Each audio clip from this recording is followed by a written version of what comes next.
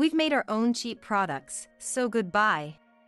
Those were the sudden words from Daisy, the daughter of the president of a longtime client company. "I understand.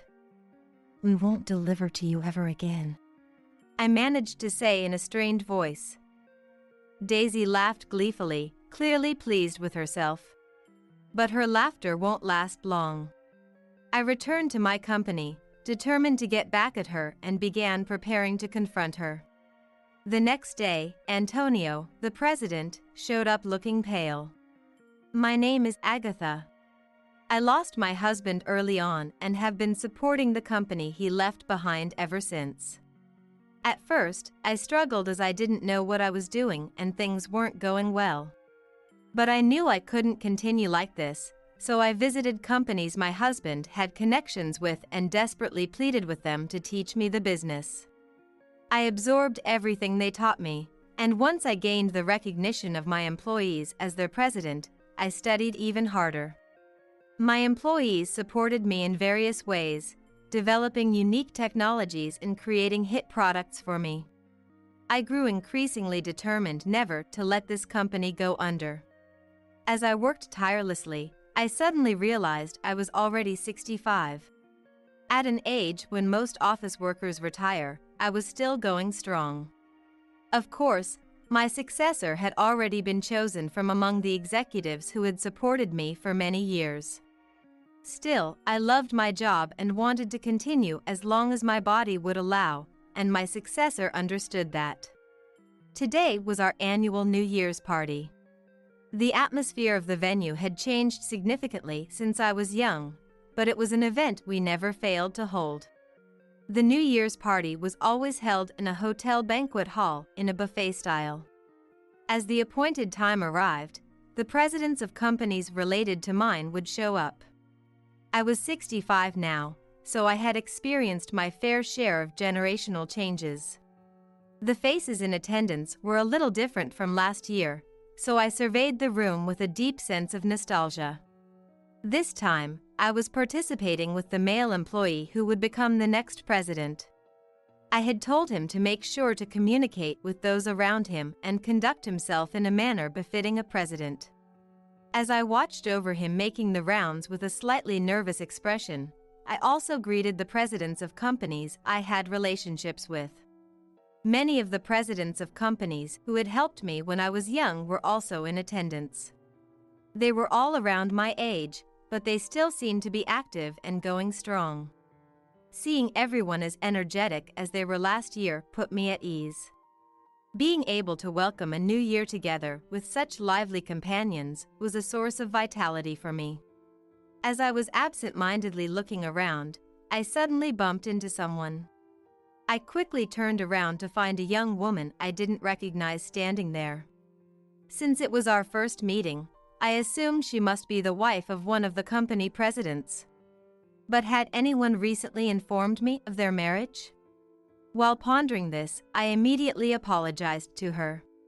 However, she didn't apologize back and instead looked me up and down as if appraising me. "Is something wrong?" I asked, feeling suspicious. The woman then spoke to me in a mocking tone. "Not really, but you're kind of in the way, you know? If you're just going to space out, shouldn't you go home, Grandma? I bet you're someone's mother, right? There are always people who tag along with their sons like this, or maybe your mama's boy of a son begged you to come with him." I couldn't hide my surprise at her unexpected words. I had never met someone so rude upon first introduction. As I stared at her wide-eyed in astonishment, the woman returned to her seat. It was the seat of President Antonio's. He had built his company into a large enterprise that maintained profitability every year. Recently, he had been actively engaging in overseas dealings, and his company had been associated with mine since its founding. However, he was also quite advanced in age. His wife was still alive, so this woman couldn't be his spouse. As I observed for a while, I noticed a young child seated next to her. The child's face looked familiar, and I involuntarily let out an "oh" sound. That must be Martin, President Antonio's 5-year-old grandson he had mentioned before. Which would make this woman likely Daisy, President Antonio's daughter. I never imagined that the timid president's daughter would grow up to have such an overbearing attitude. After returning to her seat, Daisy soon began yelling at her son Martin. Apparently, Martin had started playing with the fork in front of him. Seriously?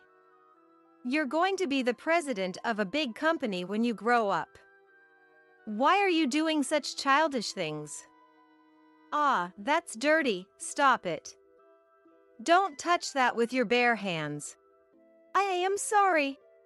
Martin stammered. Don't cry. You're being too loud, hand it over. Are you saying you won't listen to Mom?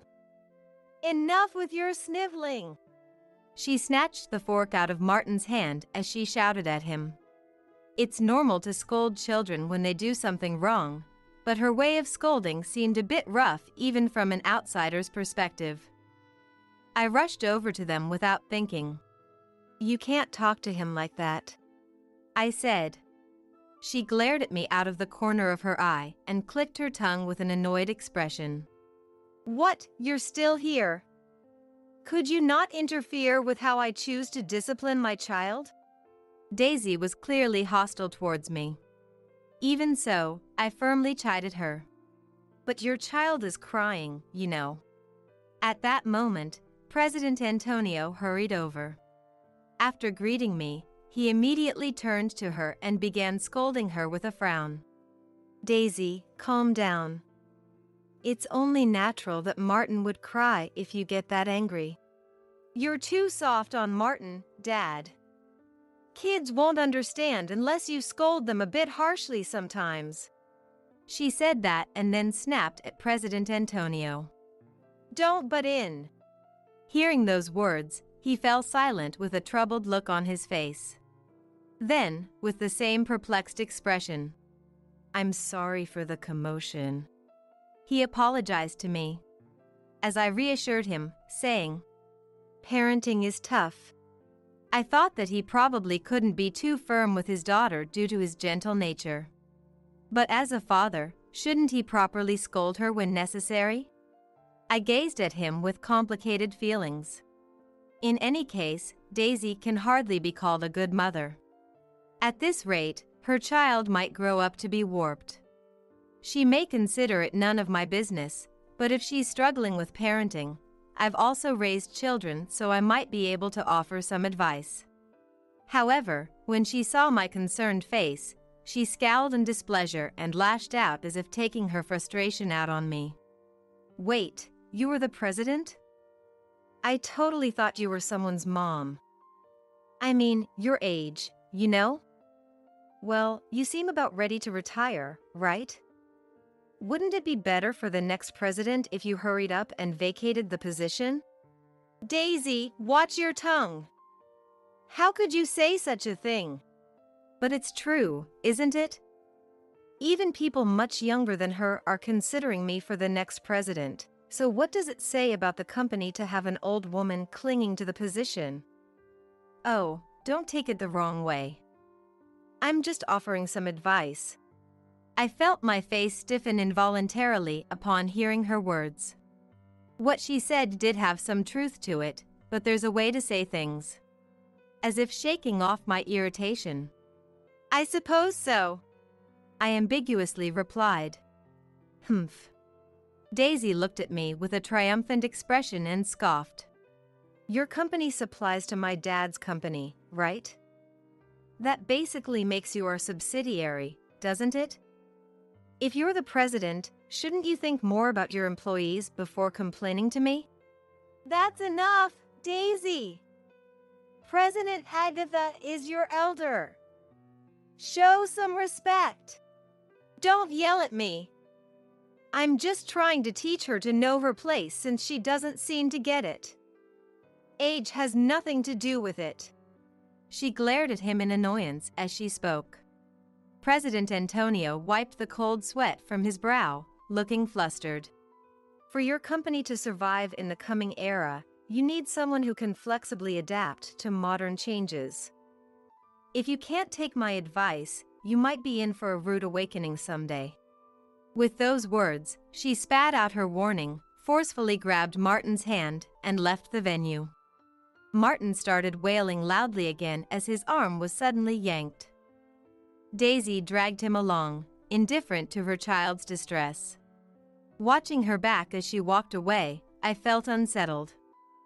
Sure, I may have butted in unnecessarily, but I didn't deserve to be berated to that extent. Besides, as the president, I do my best to consider what's best for the company. The nerve of her, saying such rude things without even knowing that.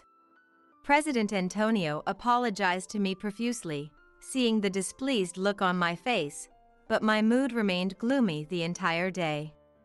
As a result, I decided to skip the after-party and head straight home. A few days after that New Year's party, Daisy unexpectedly showed up at my company. When I immediately asked my secretary if I had an appointment with her today, the secretary shook her head in surprise. Apparently, she had come to our company without making a reservation. Even if it was an urgent matter, how impolite of her. As I warily wondered what business she had with us, Daisy smirked at me with a malicious expression. "Oh, so you really were the president. I'm here today as a stand-in for the president. By the way, have you decided on your retirement date? I suppose I could throw you a farewell party on behalf of the company, you know." The moment she entered the company, Daisy started spouting such disrespectful nonsense. I felt a flash of irritation but took a deep breath before asking her what she wanted. She then glared at me in displeasure, glancing around. "I have something to discuss with the next president, not you. I want to talk about the future plans. I even came all the way here, so where are they? Don't tell me you haven't chosen a successor yet? The next president is currently out. If it's about company matters, I can hear you out. Your stubborn head probably won't understand anyway. Hurry up and call them back." I refused her demand, telling her it was impossible as she shouted at me in frustration. In the first place, the next president was away on a business trip. Even if she demanded their immediate return, it would take several hours. If she had properly informed us of her visit today, this misunderstanding could have been avoided. When I pointed that out, Daisy's face turned bright red as she yelled, "I am the daughter of a major corporation's president. How dare a tiny company like yours not heed my words? Who do you think you are?" The impossible remains impossible. Please come back to the company on another day. I spoke as politely as I could, but her voice only grew louder. I don't have as much free time as you. I'm raising my only son while working as the acting president of the company. I took time out of my busy schedule to come here, and you're looking down on me because I'm young? I bet you'd have nothing to do if my company stopped placing orders, right? Shouldn't you be accommodating my plans then? Am I wrong? No matter how unreasonable or absurd her claims were, my stance on refusing her demands remained unchanged. In the first place, her yelling didn't frighten or faze me in the slightest. Perhaps sensing my unwavering attitude, Daisy caught her breath and bit down on her back teeth in frustration. Fine, I get it. Come to our company at the same time 3 days from now. I'll make you regret going against me. She rattled off those words in rapid succession and then dashed out of the president's office. She slammed the door shut behind her, as if venting her frustration, causing a loud bang to reverberate through the room. My secretary, perhaps overwhelmed by her demeanor, trembled with tears in her eyes. She was still young, so it was understandable that Daisy scared her. As I calmed my secretary down, I pondered what she could be plotting. As a president, I had faced many problems, but this was my first time dealing with someone so unreasonable and lacking in common sense. I might need to prepare myself to counter her, no matter what she threw at me. With those thoughts secretly in mind, I began to contemplate how to handle her next move. 3 days later, I headed to the president's office as Daisy had instructed. I had assumed President Antonio would be there as well, but when I entered the room with a bow, only Daisy was present. Sitting in the president's chair, she glared at me intently. Despite having done nothing wrong, it seemed I had completely earned her dislike. The discussion was unlikely to be a pleasant one. Thinking it unfortunate, I offered a gift as a conversation starter, but she accepted it only to thrust it at the secretary standing beside her, showing no interest. Before beginning the discussion, I asked where President Antonio was. At that, she grinned as if she had been waiting for the question.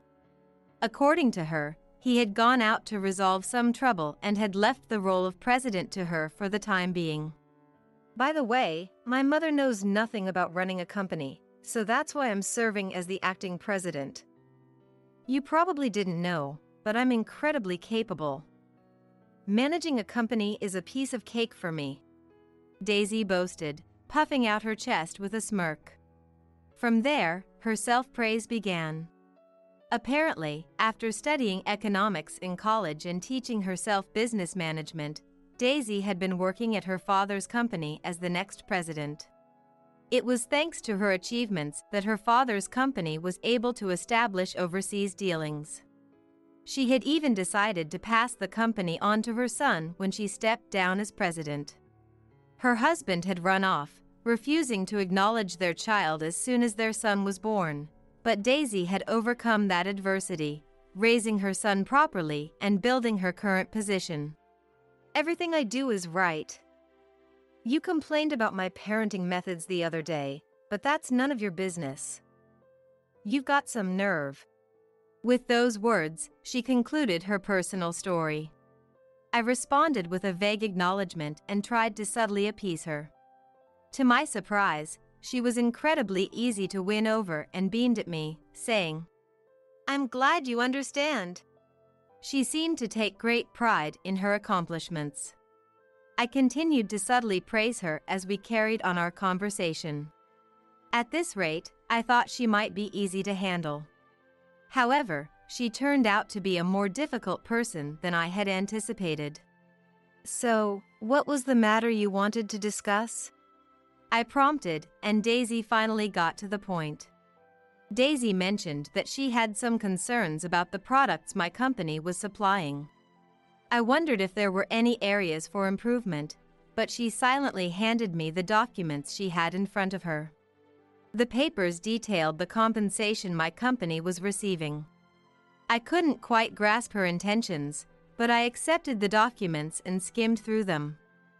However, I couldn't find anything amiss. As I tilted my head, wondering what this was all about, she smirked. "We've started making our own cheap products, so goodbye." For a moment, I couldn't comprehend her words. Even so, I'm sure my eyes were wide with shock. Seeing my reaction, she laughed heartily, clearly enjoying herself. "This is what happens when you go against me. I was so pissed off that I had your company investigated, and what you're doing is nothing short of betrayal." "What on earth do you mean? Are you still going to play dumb?" "Fine, I'll spell it out for you. No matter how you look at it, your company's products are ridiculously overpriced, aren't they? You might have fooled my dad, but don't think you can fool me the same way." She mocked me with a triumphant look. I tried to argue back, questioning what made our products overpriced, but she firmly stated that her company could now produce them more cheaply and would be terminating our contract immediately. Her words left me flustered, and I racked my brain for a way to persuade her. This company was one of our biggest clients. If our contract with them was canceled, our company would be in jeopardy. The employees who had believed in me and followed me might lose their jobs. I couldn't let that happen. With that strong conviction, I passionately explained how our products differed from those of other companies and what aspects President Antonio had appreciated, leading to our long-standing contract. However, Daisy refused to listen to reason. Your company is outdated. Cost reduction is essential in the coming era. With people talking about high prices these days, this is for the benefit of consumers too. If you can't even understand that and keep up with the current situation, I think you should seriously consider stepping down as president for the sake of your company and employees. Daisy spoke in an exasperated tone, so I asked if President Antonio also agreed with the contract termination. She brushed it off as if it were irrelevant. I'm the acting president now. I've been given full authority over this company. I'm sure my dad would support my decision. Then, she waved her hand dismissively as if there was nothing more to discuss. Her exceedingly rude attitude almost made me lose my composure and lash out in anger right then and there. I'll bring the contract termination documents to your company tomorrow, so don't try to run away. Her words were laced with venom. I was about to resign myself to accepting the situation when a clever idea suddenly occurred to me. I understand. We won't deliver to you ever again, I said in a strained voice. She became cheerful and showed a smile. Her laughter would be short-lived. I returned to my company and began preparing to confront her when she brought the documents tomorrow. She had been so insolent that she couldn't complain if she experienced a bit of pain. With that thought, I quietly waited for tomorrow to come. The next day, 5 minutes before my scheduled meeting with Daisy, I was wrapping up some paperwork when there was a knock on the door of the president's office, and my secretary's voice rang out. "Come in." I called out, and my secretary opened the door with her usual polite demeanor. Ushered in by the secretary were a triumphant-looking Daisy and a pale-faced President Antonio. I immediately thought that what I had set in motion yesterday was already taking effect and inwardly smirked. "Thank you for coming," I said, offering words of appreciation before inviting the two to sit on the sofa. Daisy sat down on the sofa with a confident stride and slid the contract termination documents across to me. Beside her, President Antonio was sweating profusely, still seemingly unable to grasp the situation. Are you really going through with the contract termination?" he asked in a feeble voice. To him, I simply replied, "Of course," and picked up a pen. "This is truly unfortunate. We are also shocked that it has come to this. Thank you for your patronage until now." Before signing, I looked straight at President Antonio and spoke in a calm tone. At that, his face turned even paler. "Just sign it already," Daisy urged me, so I obediently signed the documents. Witnessing this, his face turned ashen, his eyes wide with disbelief. He must have been shocked that I signed so readily. Before I could finish signing, "Wait a moment!" President Antonio cried out. With that momentum, he leaned forward, pressed his head against the desk, and apologized in a strained voice. "Please give us another chance. My daughter's rudeness towards you is my responsibility. Please, won't you reconsider?" After shouting those words, President Antonio apologized over and over, pleading with me. Surprised by her father's sudden behavior, Daisy's eyes darted around in confusion. "Wait, stop! What's going on? You apologize too. At this rate, our company will. What is this about? What did you do?" She questioned me in a panic. I calmly explained to her. "When I told them that our company would be terminating our contract with yours, the presidents of the companies under our umbrella all said they would cut ties with your company as well. I merely informed President Antonio of that." At my words, her eyes grew wide. Beside her, President Antonio held his head in his hands, sobbing uncontrollably. I observed the two of them with a cold gaze. How did this happen? It's your fault. You went and unilaterally terminated the contract. Agatha is my benefactor. The reason I was able to grow this company so much is because she supported me. And you destroyed that in a single day. He finally couldn't take it anymore and glared at her with bloodshot eyes.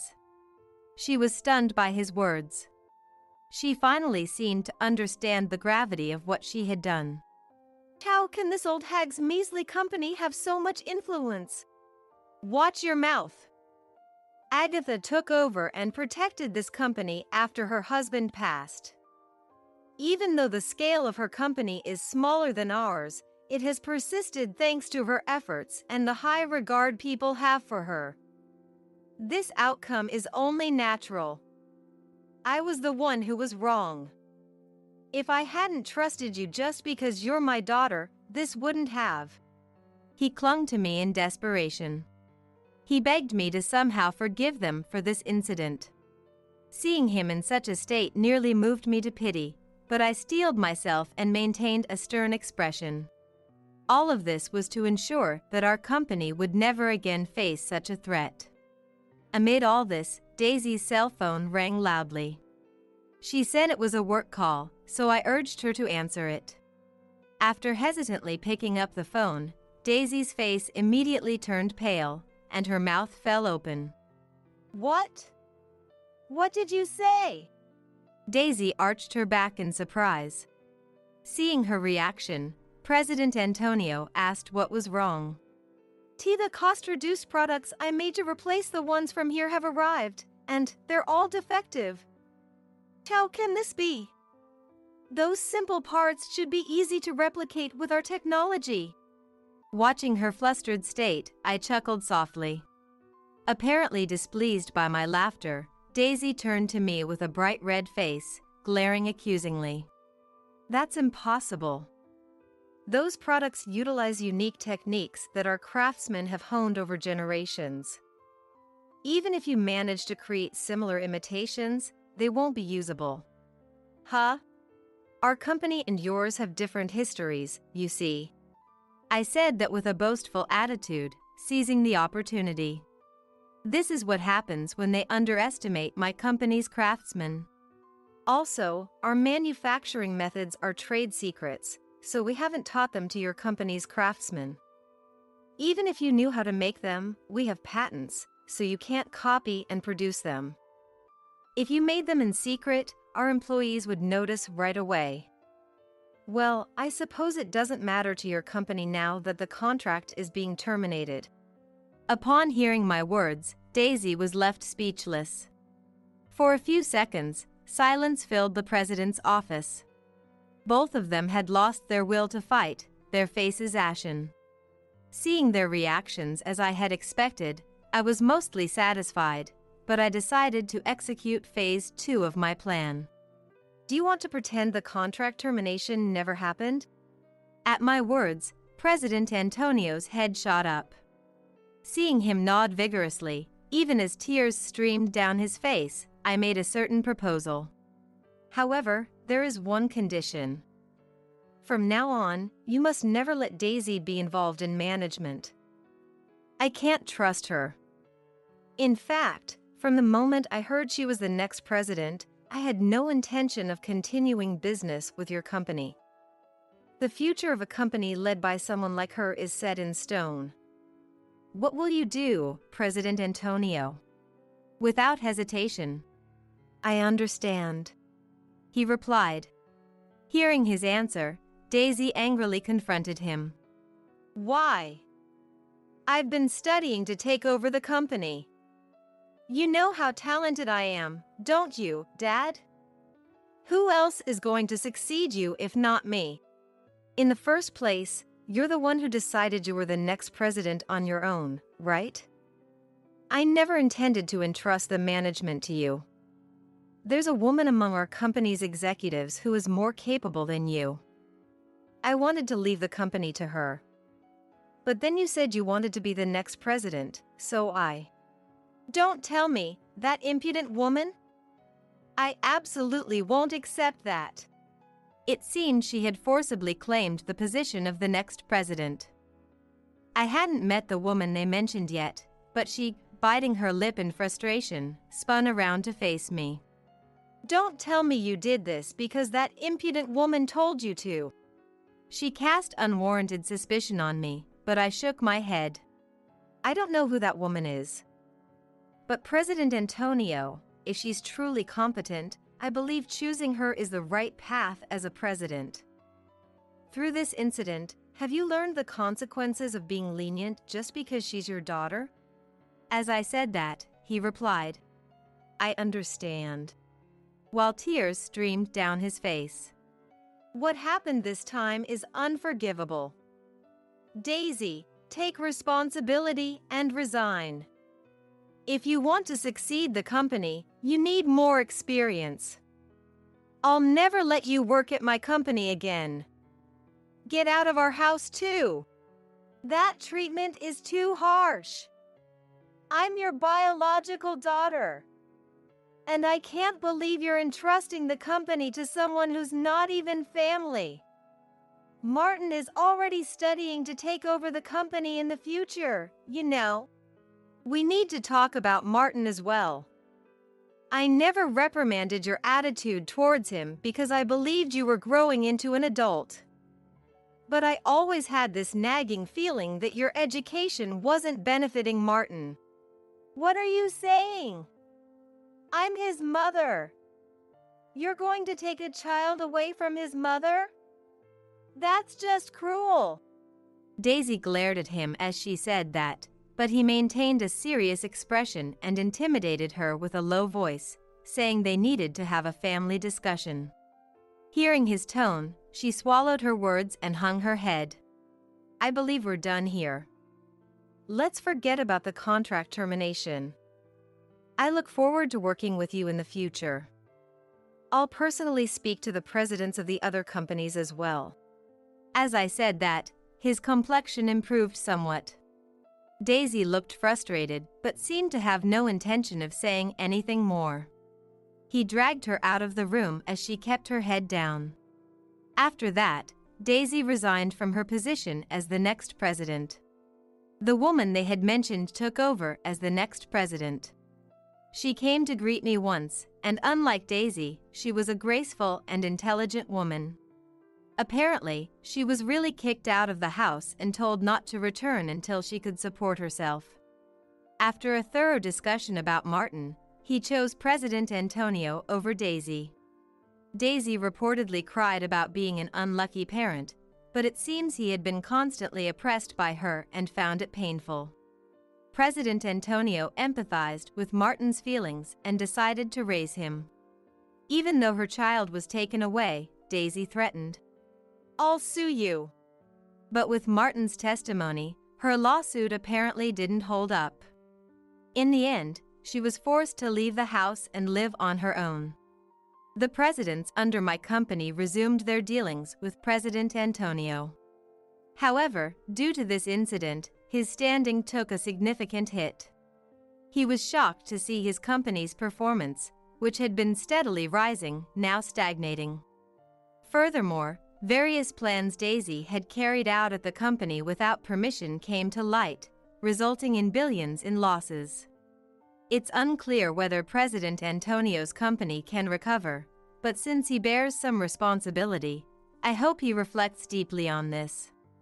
My company avoided the contract termination and maintained its performance. In fact, as President Antonio desperately tried to regain his company's performance, we received a flood of orders from him, increasing our revenue even more than before. Moreover, an overseas company that had taken notice of my company directly proposed a business deal. By accepting that deal, my company successfully expanded overseas. Faced with rewarding work, our employees united and even succeeded in developing new technologies. Seeing my employees working with bright expressions, I wholeheartedly feel that it was truly worthwhile to diligently protect this company. Water's good enough for poor folks. Alana, my daughter's future mother-in-law, said, laughing coarsely. I couldn't hide my discomfort at her vulgarity. Oh, could it be? Right after that, my daughter's sister-in-law-to-be, Raina, looked at me, her face turning pale. I just smiled slightly. I'm Sonia Rollins, turning 54 this year. I divorced my ex-husband when our daughter, Krista, was 3. The reason for our divorce was irreconcilable differences. He wouldn't work and spent his days drinking. No matter what I said, he never changed. Naturally, our financial situation worsened. I didn't need a family like that, so I decided to divorce him. We divorced without any child support or alimony. Since then, it's been just Krista and me. I was a housewife until the divorce. When I had to raise Krista alone, I started working desperately. I couldn't leave young Krista alone at home, so I initially took on work-from-home jobs to make ends meet. Of course, life was tough. Working from morning till night, the pay was low, leading to constant saving. There were times, a day before payday, when I ran out of money and went without food. Despite the hardships, I managed to raise Krista into adulthood. With Krista becoming a working adult, I found myself with more free time and started dedicating more time to work. Leveraging my experience in simple tasks, I began creating handmade items. This eventually turned into a successful business. There's also been a change in my personal life. Krista got engaged. Not long after Krista started working at her company, she began dating a man named Nicholas. Nicholas is Krista's boss at work and is 5 years her senior. I've seen a photo of Nicholas that Krista showed me. He seemed like a fine young man. It appears Krista has learned from her father's bad example, as Nicholas gives off a serious impression. I'm delighted with the happiness Krista has found. Now, in the latter half of my life, I've decided to live as I please. That was my thought. Then, one day, Mom, I need to talk to you about something. Krista approached me after dinner. It was unusual for Krista to come to me hesitantly like this. While thinking this, I responded to Krista. What's the rush? You seem off. What's going on? Then Krista said to me, modestly, I'm going to marry Nicholas. Really? That's wonderful. Congratulations. Since I haven't actually met Nicholas, I don't know what kind of person he is. I hoped he would be just like the person in the photo. I'm glad you feel that way, Mom. I was worried you might oppose it. Krista seemed relieved that I didn't oppose her decision. Her face clearly showed relief. Then Krista made a suggestion. So, I was hoping you could meet Nicholas this weekend. It seems Krista wanted me to meet Nicholas before they got married.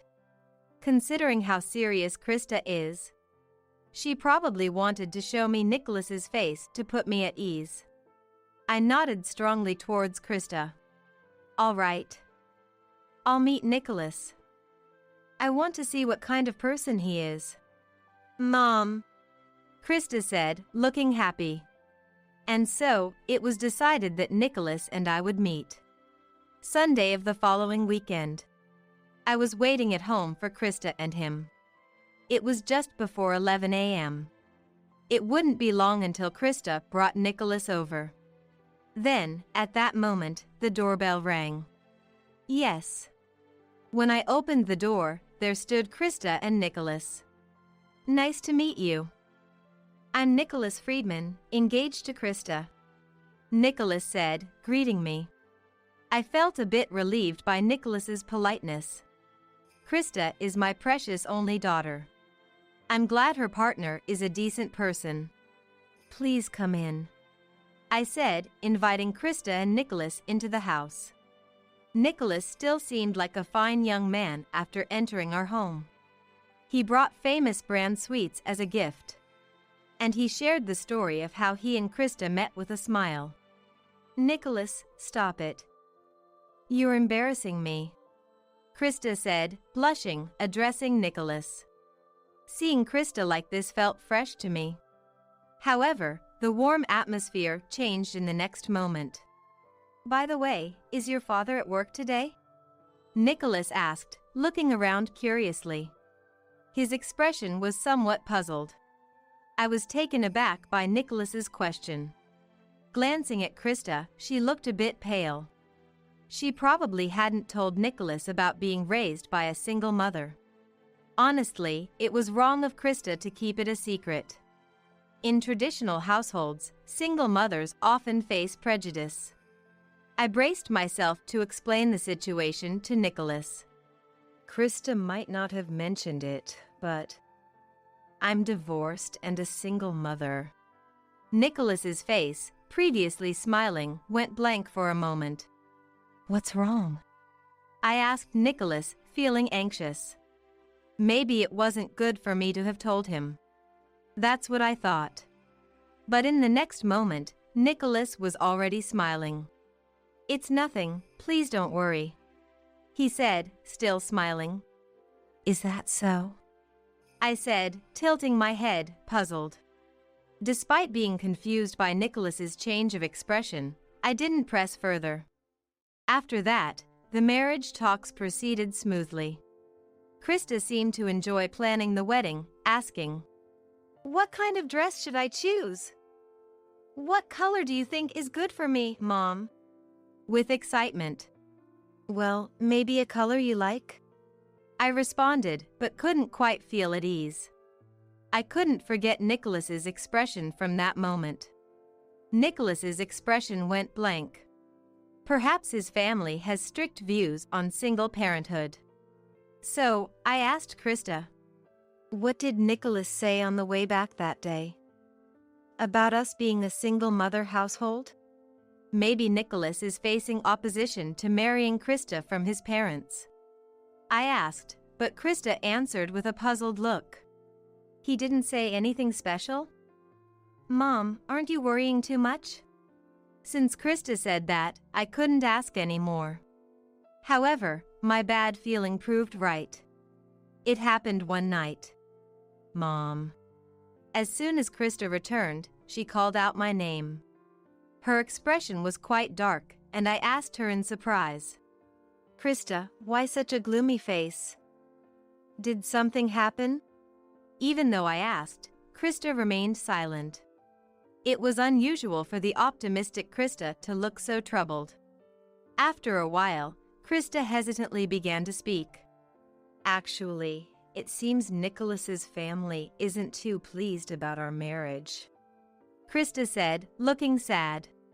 "Why?" "Because we're a single mother family. They think Nicholas will struggle because we're poor and from a single parent home." That's an awful thing to say. It would be very hard to hear such things from the in-laws. I asked Krista seriously, "Did Nicholas's mother say that?" Krista nodded silently. I was outraged by the turn of events. Just because we're a single mother family doesn't mean they should assume we're poor. We've had our struggles, but now we live a normal life. I work as hard as any man. And then Krista told me something unbelievable. Nicholas's sister also said some things. "Like what?" I asked Krista. "She said we're just after Nicholas's money. That it's impossible for them to accept us as family." Krista answered, looking disheartened. Her face looked incredibly lonely. Krista must have been deeply hurt by these direct comments. It's terrible that they would say such things about me without even meeting me. I can't believe Nicholas's parents. "What did Nicholas say at that time?" I asked Krista. And I remembered Nicholas's expression when he came to our house the other day. Maybe his expressionless face was because he imagined his family's reaction. It seems his family has quite a prejudice against single mothers. I started to worry about the future. Then Krista said, Nicholas defended me. After all, I work at the same company as Nicholas, so there's no way I'd ask for money. I felt relieved. If Nicholas is on your side, that's reassuring. I found myself saying that without thinking. If Nicholas had sided with his family instead of defending Krista, I would have been worried about her future. She would probably continue to face unpleasant remarks from his family. But if Nicholas is on her side, it felt somewhat better. A few days later, Krista suggested having a family meeting with Nicholas's family before the wedding. Mom, I want to have a family meeting with Nicholas's family before the wedding. I'm really sorry. According to Krista, it was Alana's suggestion. You should greet your fiancé's parents at least once. Your mother has that much common sense, right? She was told. Nicholas and I couldn't exactly refuse. I'm really sorry, Krista said, apologizing and being considerate of me. For Krista's marriage introduction, we are meeting with his family. Honestly, I have no idea what they might say. I don't really want to go, but it seems right to follow through with the courtesy. It's okay, I responded with my agreement. Then, the day of the marriage introduction arrived. Krista and I went to a restaurant near his parents' house. The reason for a restaurant, as Krista told me, was because Alana had said, We can't have you in our house when you're not married yet. There's a fine dining restaurant nearby. That will do, won't it? The restaurant Alana chose charges $300 per person for a course meal. I go there occasionally for business, but hardly ever privately. I was puzzled by Alana's choice of restaurant. It seems Alana had also chosen a cafe near their house for Krista's first greeting to the family. Moreover, Krista ended up paying for Alana's meal as well. According to Alana, it's only natural since you're becoming my son's wife. Apparently, Nicholas reimbursed the meal cost later. Why does Alana act so arrogantly, even though she's the one inviting us for the marriage greeting? I couldn't help but feel uncomfortable. But if I, as Krista's mother, refuse now, Krista will surely be criticized for being rude. After getting married, Krista might end up feeling uncomfortable. So, reluctantly, I accepted the proposal. Then, I put on light makeup and headed to the designated place. I usually wear full makeup for work, but I thought it best to keep it understated today. My outfit was also much more modest than usual. A flashy outfit might give them the impression that I'm extravagant. Given that we're already being accused of being after Nicholas's money, a modest outfit seemed wise. With these thoughts, Krista and I entered the upscale restaurant and were led by the staff to a private room. Upon opening the door, Nicholas and his family were there. Krista, Sonia, thank you for coming today. Nicholas greeted us politely. Thank you as well for today. I also expressed my gratitude to Nicholas. Then I faced father-in-law Kevin, mother-in-law Lana, and sister-in-law Raina. His parents and Raina smirked unpleasantly and looked down on Krista and me. It was clear at a glance that we were not welcomed by his family. I greeted them with heightened wariness. Thank you for giving us your precious time today. I'm Sonia, Krista's mother. It's a pleasure to meet you. Then Alana said with a nasty smile, I'd rather not have any further association, you know. Mom! Nicholas admonished Alana, but she didn't seem to care. Just being from a single-parent family is problematic enough. You must be struggling with money. Even your clothes are so plain. Alana scrutinized my outfit from top to bottom and said. Then she laughed mockingly. My attempt to dress modestly had backfired. Raina also hurled insults while laughing. You could have married someone decent. Poor Nicholas, stuck with a poor mother and daughter. I was irritated by Raina's comment. Such remarks were too rude for a first meeting. But I couldn't disrupt Krista's marriage. Excuse me. I reluctantly took my seat. Perhaps because I didn't retort. The in-laws looked at me as if they found me amusing. Krista looked at me with concern. Nicholas seemed a bit angry at his family's lack of manners. His brows were furrowed. Unaware of his demeanor, Alana was in high spirits. Today, we've reserved a course meal. It's $300. Alana excitedly told Reina. Really? I'm looking forward to it because the courses here are so expensive. We have to eat a lot. Reina was giddy with excitement. Kevin nodded happily as well. After a while, the staff brought the dishes. It was a colorful array of amuse-bouche. At this restaurant, 3 types of amuse-bouche are served on one plate. They all looked very delicious. But in front of me, there was only water. I was about to call the staff back, but they had already left the room. Only the water was left in front of me, a stark reminder. Nicholas looked at the scene, dumbfounded. Reina, knowing what was happening, laughed mockingly. Krista noticed it too and said with concern, "Mom." Then, in the next moment, Alana laughed nastily.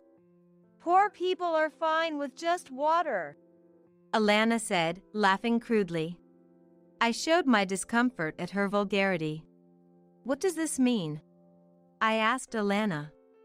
The in-laws had called us to this restaurant. Yet, they had no intention of hosting us properly. I was quite irritated inside. Alana glanced at me, then laughed as if she was pleased. Even though I was angry, she didn't seem to care. She seemed to enjoy it, actually. Oh? Not only are you a poor single mother, but are you also stupid? Did you really think someone worthless like you would be welcomed? Alana hurled insults at me. Kevin nodded as if it was to be expected. Don't you feel ashamed to be a single parent?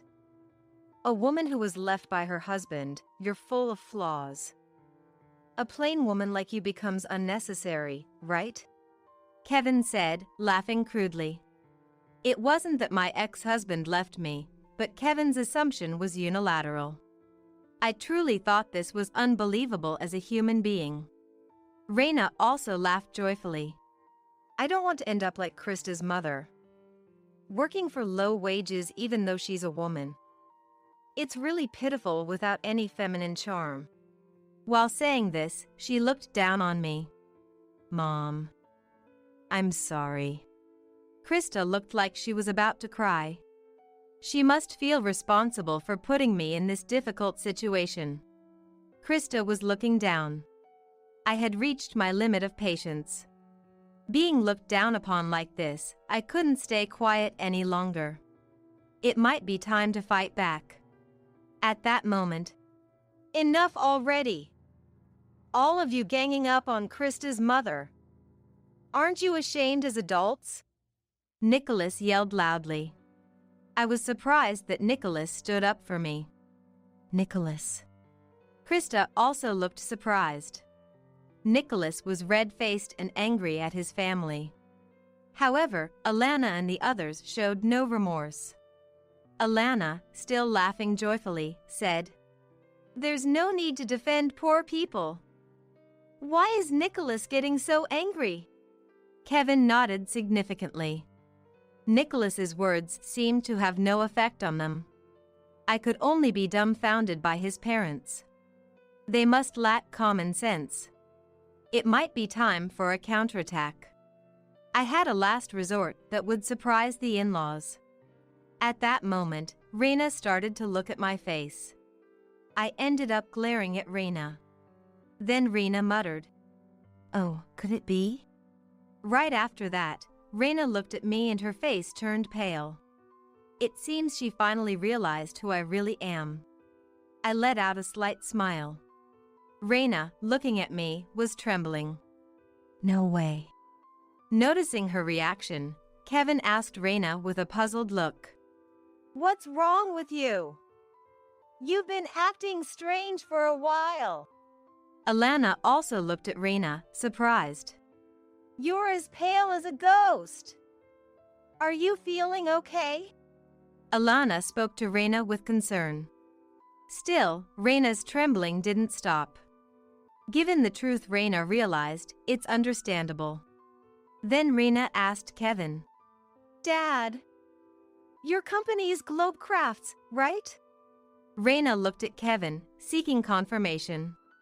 Globe Crafts is a small to medium-sized enterprise with about 100 employees. The salaries aren't comparable to those of major companies. And I am familiar with Globe Crafts. The reason I know it is because it's related to my work. Kevin said with a laugh. What's this all of a sudden? I might look like this, but I'm working hard as the sales manager. And Kevin continued. I used my connections to hire you as a part-time worker in our company, didn't I? Be grateful. Kevin said, laughing. That's right. Reina's face fell, looking resigned. Kevin asked Reina, puzzled. But why are you asking this? Are you trying to show off because this poor person is likely employed on a non-regular basis, and you work as a regular employee? Kevin looked down on me with a disdainful gaze. This man is about to face a dire situation. I vowed in my heart. Then Reina sighed lightly and began to speak. Dad, don't you know the company's clients? The company's clients? Kevin asked, puzzled. Alana looked stunned. Being a housewife, she didn't seem to understand much. Reina hesitantly explained. I've met Krista's mother before. Inside the company. She was wearing more makeup then, and I didn't recognize her right away. Kevin seemed confused. What do you mean inside the company? I'm sure I remember the faces of the employees, including part-timers, but there's no older woman like that? I frowned at being called an older woman. But it seems Kevin was too preoccupied to notice.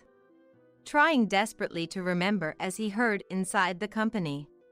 However, I haven't spoken directly to Kevin, so it's understandable if he doesn't remember.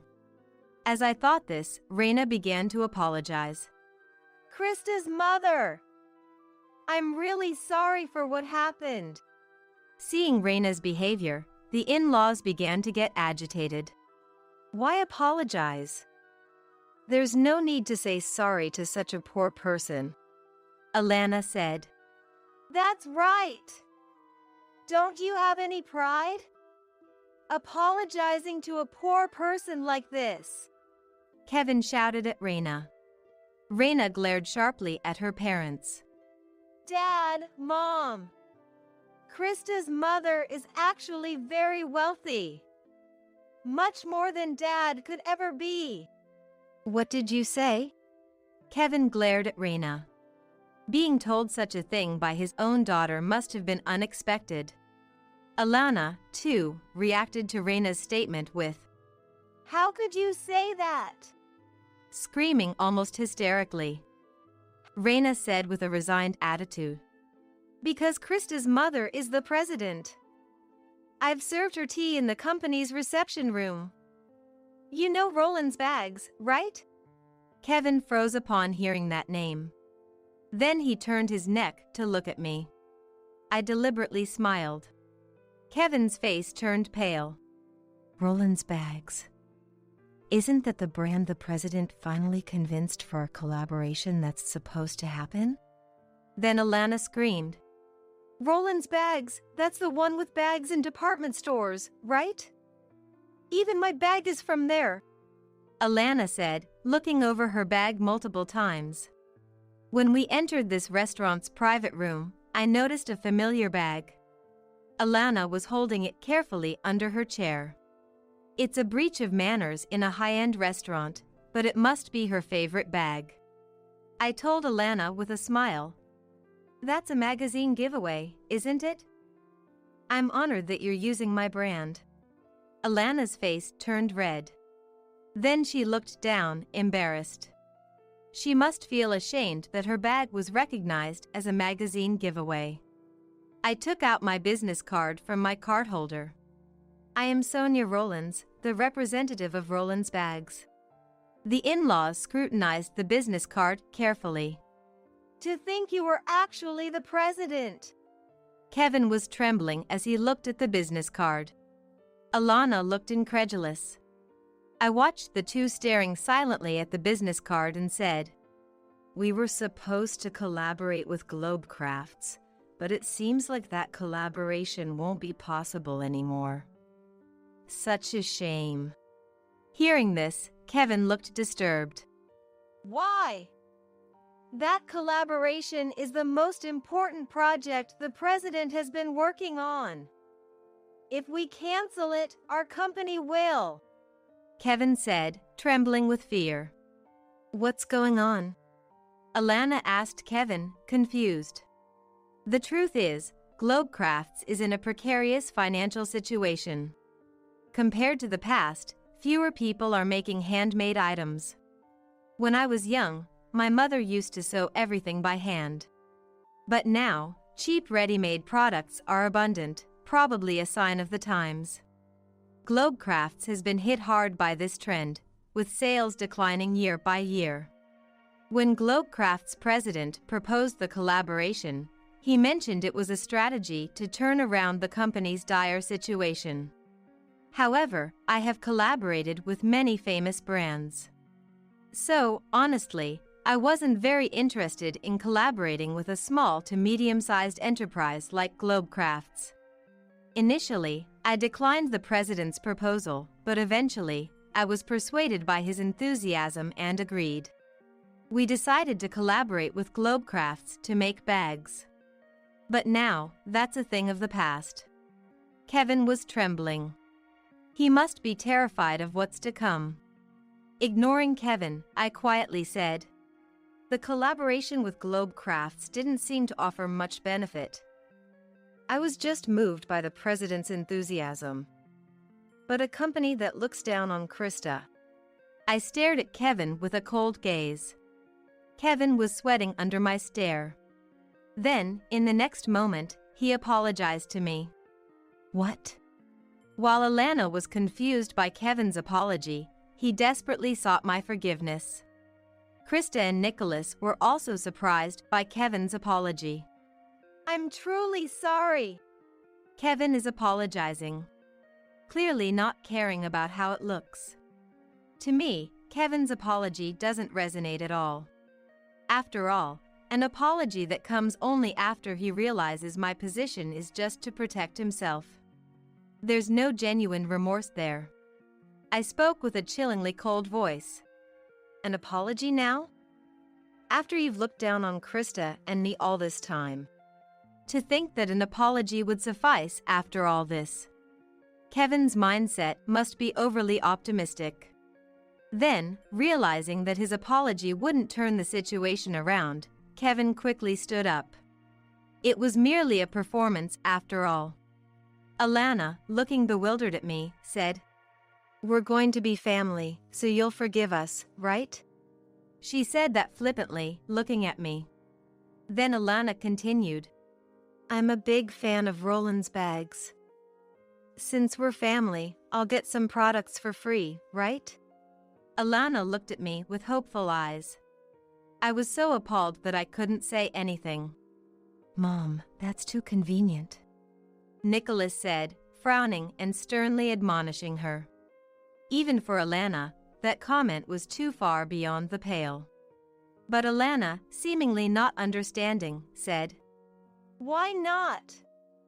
There must be plenty of stock, right? It wouldn't hurt to give away a few." Getting into a worse mood, Kevin and Raina looked at Alana with dismay. I told Alana, "Our products are not free to give away. After all, you are strangers to us." Alana looked frustrated at my words. "Krista and our Nicholas are getting married, right? So we are family. A family should provide financial support. You're the president after all. Alana said this with a straight face. After all the disdainful poor-calling, this was her attitude. She clearly had no remorse. Nicholas finally lost his patience with Alana's attitude. Mom, you change your attitude just because you found out Krista's mom is the president? Aren't you ashamed? Nicholas, his face red, reproached Alana. But Alana, unfazed, laughed it off. It doesn't matter. A president must have more money than they know what to do with, right? Share a little with us. I quietly told Alana. Even if Krista and Nicholas get married, I have no intention of forming any ties with you. Alana, surprised, tried to cozy up to me. Don't say that. Once Nicholas gets married, we'll be family anyway, so giving away a bag or two. Alana was infuriating. As I was about to retort, Nicholas stepped between Alana and me. Nicholas. When I asked, Nicholas looked troubled. I knew Sonia was the president.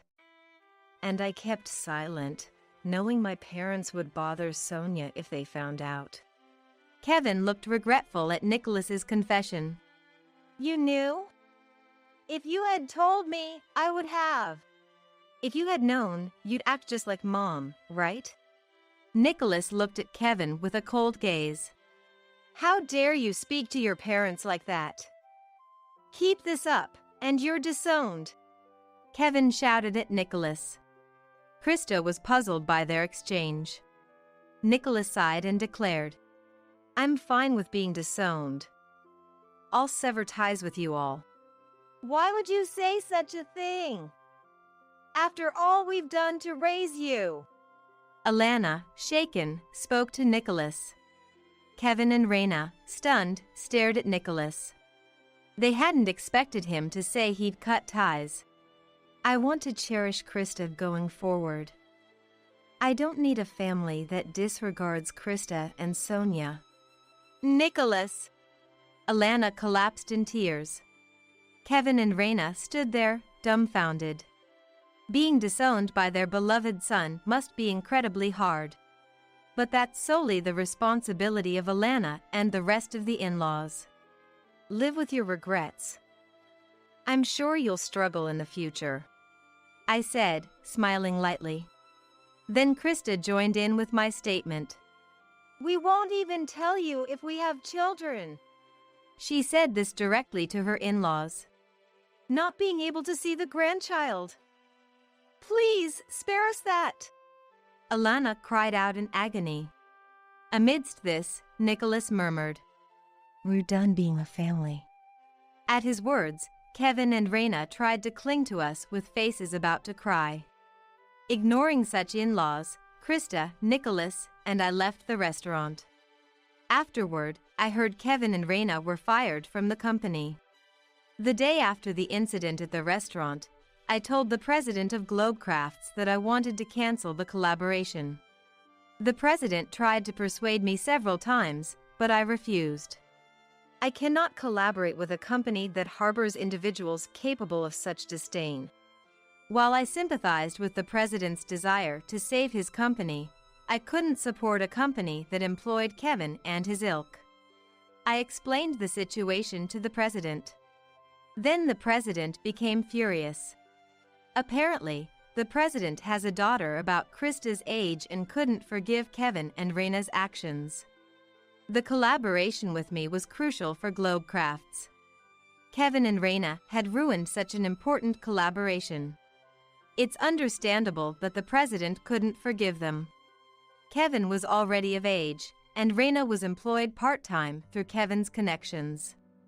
After being fired from Globecrafts, finding a new job would be very tough for them. And Alana was a housewife. She had already been cut off by Nicholas, their only breadwinner. Once, the in-laws came directly to our company to negotiate.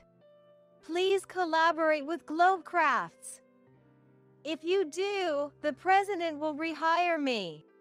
Even if not a collaboration, provide financial support. Our family is suffering, you know? Families help each other out. They both pleaded desperately. After treating people like poor people and now suddenly claiming family, it's laughable. I made it clear. Neither collaboration nor financial support is possible. Nicholas has also severed ties with you, hasn't he? Please leave now. But the in-laws wouldn't leave. But Trying somehow to cling to me. I firmly told the in-laws again. never appear in front of me again. If I see you again, I'll call the police. Perhaps because I mentioned the police, Kevin said. Please, not the police. We won't come again. And left with Alana. The in-laws' clothes were dirty. They probably weren't living well. They who had once scorned others as poor. It's purely their own fault. Apparently, Raina has since lived almost entirely shut in. Struggling to find a job and unlikely to marry. Despairing about the future, Raina barely leaves her room. Her future seems to hold nothing but despair. 3 years have passed since then. Now, Krista, Nicholas, and I live together. Ideally, as newlyweds, Krista and Nicholas should live alone. But Nicholas said, I think it's safer for Krista if she's with you in case of anything. And they decided to live with me. Nicholas, busy with work, often helps with household chores alongside Krista. I'm truly grateful. And a significant change has occurred for the three of us. One day, Krista approached me with a serious look. Mom. Worried something might have happened to Krista, I became anxious. Then, in the next moment, she smiled. It looks like I'm going to be a mom. Krista joyfully stroked her belly. That's wonderful, Krista. Congratulations. Delighted, I hugged Krista. Nicholas smiled happily beside Krista and me. I'm sure various things will happen from now on.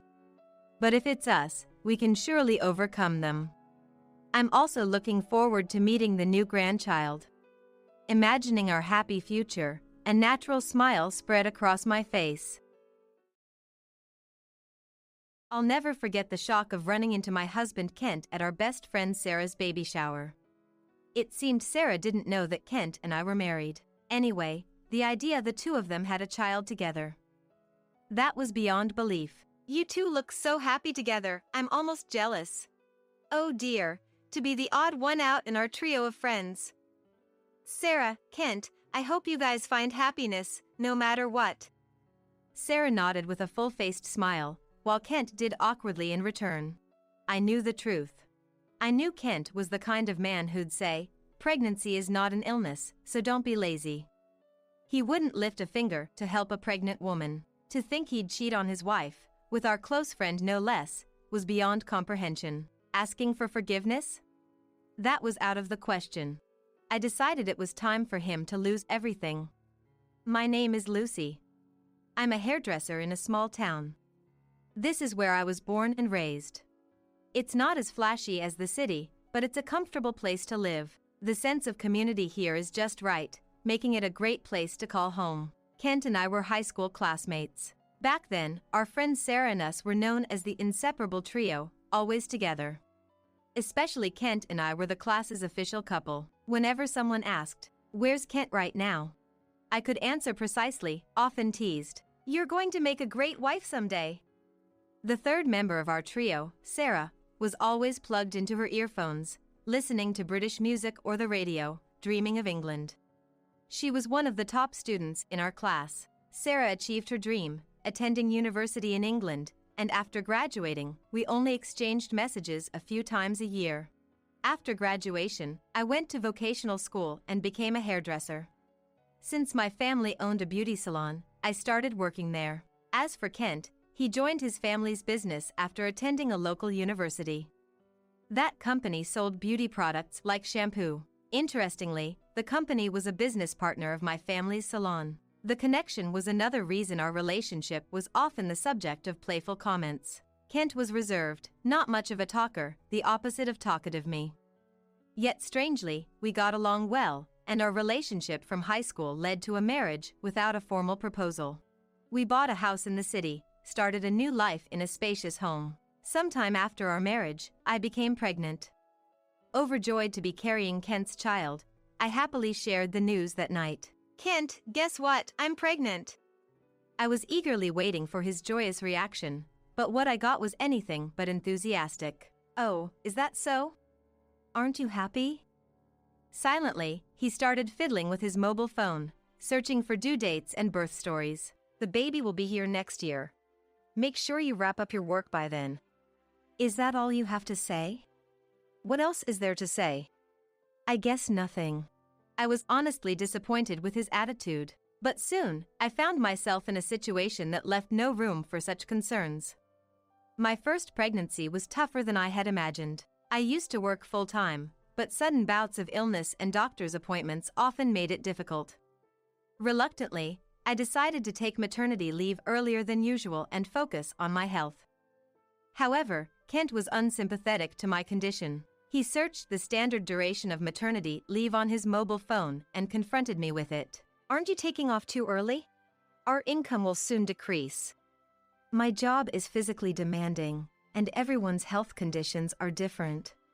Besides, my mom said she'd handle the salon while I'm away. Pregnancy isn't an illness, so don't be coddled. If you're like this, our child won't amount to much. He would even say such things, even though it's his child too. If it's my child, it has to be excellent. You need to make an effort too. If you become a lazy housewife, I'll divorce you right away. You've been slacking off with the housework, haven't you? The meals are sloppy, and the house is a mess. I just can't manage it all right now. I have a limited diet. Can't you at least prepare your own meals? In fact, he was completely reliant on me for household chores. Growing up in a family business, I was accustomed to housework from a young age. Whereas, it seemed he never had to lift a finger at home, thanks to his mother being so diligent. Men in our family don't do housework. It was his mother Catherine's mantra, suggesting a belief that it was a woman's role. While I admired her dedication to household chores, it resulted in Kent being clueless about even basic tasks like laundry. That was a source of quiet frustration for me. As I was pondering how to discuss this with Kent, I suddenly needed to use the restroom. Those who've been pregnant might understand, but at that time, I needed to go quite often. Sorry, I need to use the restroom. Again? Aren't you getting a bit old for this? When the belly grows, bathroom breaks become more frequent. How disgraceful. You're always complaining about your health lately. It's like living with an old woman. He then started a long rant about his grievances. But I was desperate to use the restroom. And frankly, I was uncomfortable with his incessant complaints and old woman comparisons, and just wanted to leave. When he finally took a breath, I need to use the restroom, I managed to say. But he snapped, I'm not done talking yet. Somehow, I endured his lengthy tirade and rushed to the restroom at the last possible moment. How uncool. Behind me, his voice could be heard muttering. Initially, his calm and unflappable demeanor was what attracted me to him. However, since finding out about the pregnancy, it feels like everything is backfiring. Moreover, he compares me to various people he reads about online. That celebrity was back to work right after giving birth, and her figure was perfect too. You'll be the same, right? I don't know. Don't compare me to such incredible people so casually. You're both human, just give it a try. Don't disappoint me too much. Apparently, his expectations were ridiculously high. Besides, his information came from the internet, but he naively believed dubious facts. Every time we met, it led to such conversations, creating a tense atmosphere between us. Around the same time our baby was conceived, he started spending less time at home. Our arguments like the ones I just mentioned were one reason, but he also began going out at night or on weekends, claiming it was for work. That was not something we had seen in our life together before. He was the exact opposite of the increasingly popular image of a cooperative, involved father. One night, when he came home late, I decided to confront him. You've been busy with work lately, haven't you? I'm cultivating new clients. It's none of your business. But Kent, have you been drinking? This is my refreshment. Stop nagging. His voice was so loud it could be heard outside. Sure enough, I could smell the alcohol on his breath. You never had to drink after work before. What's going on? You wouldn't understand. Besides. Thus, his sneering began anew. You're just lazing around at home while I work every day. This isn't fair. I'm not lazing around. I'm quite busy preparing for the birth. That's no excuse to neglect the household chores. You don't even put on makeup anymore. It's like you're using pregnancy as an excuse to abandon your femininity. That's terrible. Holding back tears, I went to put his bag on the shelf, when something small fell to the floor with a clatter. What are they? Wireless earbuds? I picked them up casually and studied them closely. They were small, shaped like earrings, and in a cute pink color that many women would like. Don't touch my bag without permission. That's an invasion of privacy. I always do this. But Kent, you don't usually use earbuds, right? If they're lost, we should return them. That's for me to worry about. Just focus on your chores. Why can't you even manage that properly? His reaction was far too intense for just pointing out a lost item. As I was about to respond, I felt a dull impact in my abdomen. He had kicked me. Don't forget you're being provided for. Keep your unnecessary comments to yourself, or I'll have to rethink things. I couldn't grasp what had just happened to me. After he stormed off to his room, I sat on the floor in a daze, replaying the recent events. I couldn't see how I had done anything to deserve being kicked. I couldn't comprehend his reaction. The next day, just to be safe, I went to the hospital to check on my baby. I couldn't dare say my husband had kicked me, so I lied that I had fallen at home. Fortunately, there were no abnormalities with the baby, but the area where I was kicked was bruised and discolored. Amidst that, some good news arrived. My best friend Sarah had given birth. She had gone to university in England and I heard she settled there for work, but apparently, she had returned to the US. Ideally, I would have brought Kent along, reuniting the trio of friends after such a long time, but unfortunately, he was away on a business trip. Reluctantly, I went to congratulate her by myself. In the bright, sunlit hospital room, Sarah lay in bed, looking relieved. As I entered the room, she struggled to sit up. It's been a while. Congratulations on your baby. Thank you. I actually came back to the US about a year ago but couldn't get in touch, sorry. I'm just glad the baby is safely here. She looked more refined than when she was a student, more grown up. By her pillow, I noticed earbuds identical to the ones I found in Kent's bag. She seemed to notice my gaze. Oh, these? They're my favorite. I lost one recently, but my honey found it for me. Really? What's your husband like? Actually, we're not married yet. You know what? The guy is. Her words were interrupted by a knock on the door. Entering the room was none other than Kent. I was so shocked, I couldn't speak. You must be surprised. Actually, I'm dating Kent now. She seemed unaware that we were married. She smiled innocently before my eyes. Hey, long time no see. How's it going? Kent's shameless demeanor pushed my confusion to the max. It's a reunion of the trio. I started seeing Kent again after returning from England. But with all the paperwork, we haven't married yet. I see. As you can tell, I'm also expecting a baby. I felt an overwhelming urge to reveal everything. But I paused, regaining a bit of calm. I had a baby in my womb. I had to protect my child and myself. I pondered the most effective way to handle this predicament. In the end, I decided to keep things peaceful for now. My husband is on a business trip right now. I really wanted to bring him along today. That's a shame. I wanted to meet your husband. It's really unfortunate. But having a husband like yours who accompanies her must be infinitely better. My husband doesn't help out at all. I secretly glared at Kent. He deliberately looked away. You two look so happy together, I'm almost jealous.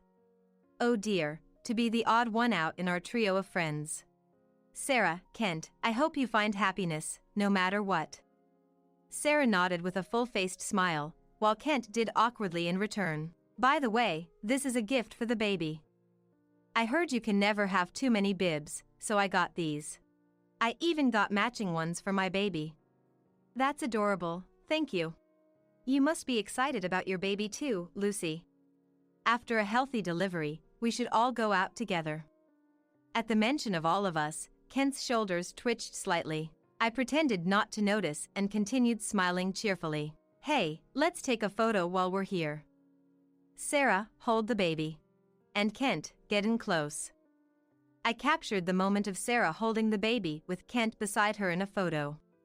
With a forced smile plastered on my face, I left the hospital room. Before I realized it, I was breathing heavily, my shoulders heaving. From beyond the door, I could hear Sarah's excited voice and Kent's low murmurs.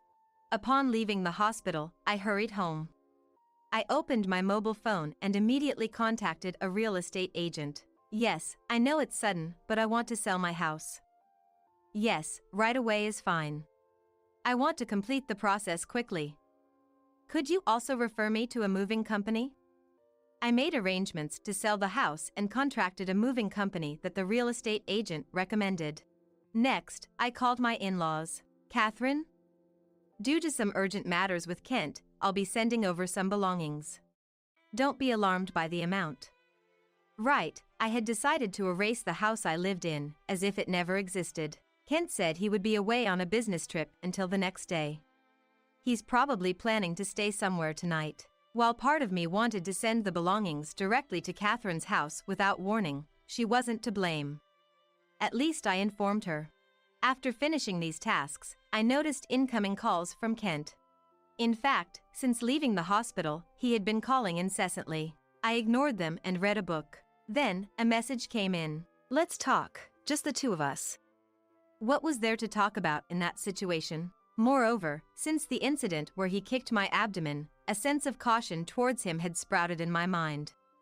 At that time, the caution had turned into suspicion, and I didn't even want to hear his voice. Once home, I immediately started packing. I entered his room and without hesitation began boxing up his belongings. Fortunately, it was the off-season for moving. I was able to sign up for a plan where the movers would help pack, making the shipping process smoother than expected. All that was left was to send my own belongings. After contacting my parents, they rushed over and the move was completed promptly. There was something I found in Kent's room. It was a partially completed divorce application. He was planning to leave me for Sarah and marry her. It seemed convenient, so I filled in the rest of the divorce application and decided to keep it safe. Just then, I received a call from Catherine. Lucy, I knew you were sending some things over, but I had no idea it would be this much. What on earth happened? The truth is, Kent has been having an affair. Do you remember Sarah from high school? It seems he has a child with her. I could sense her shock over the phone. Despite feeling sorry for her, I continued. I'm sorry, but I have proof. I'll send you a photo. I sent her the photo I took in the hospital room of Sarah, the baby, and Kent together. I don't want to believe it, but it's true, isn't it?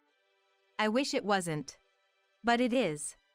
I'll be staying at my parents' house from tonight.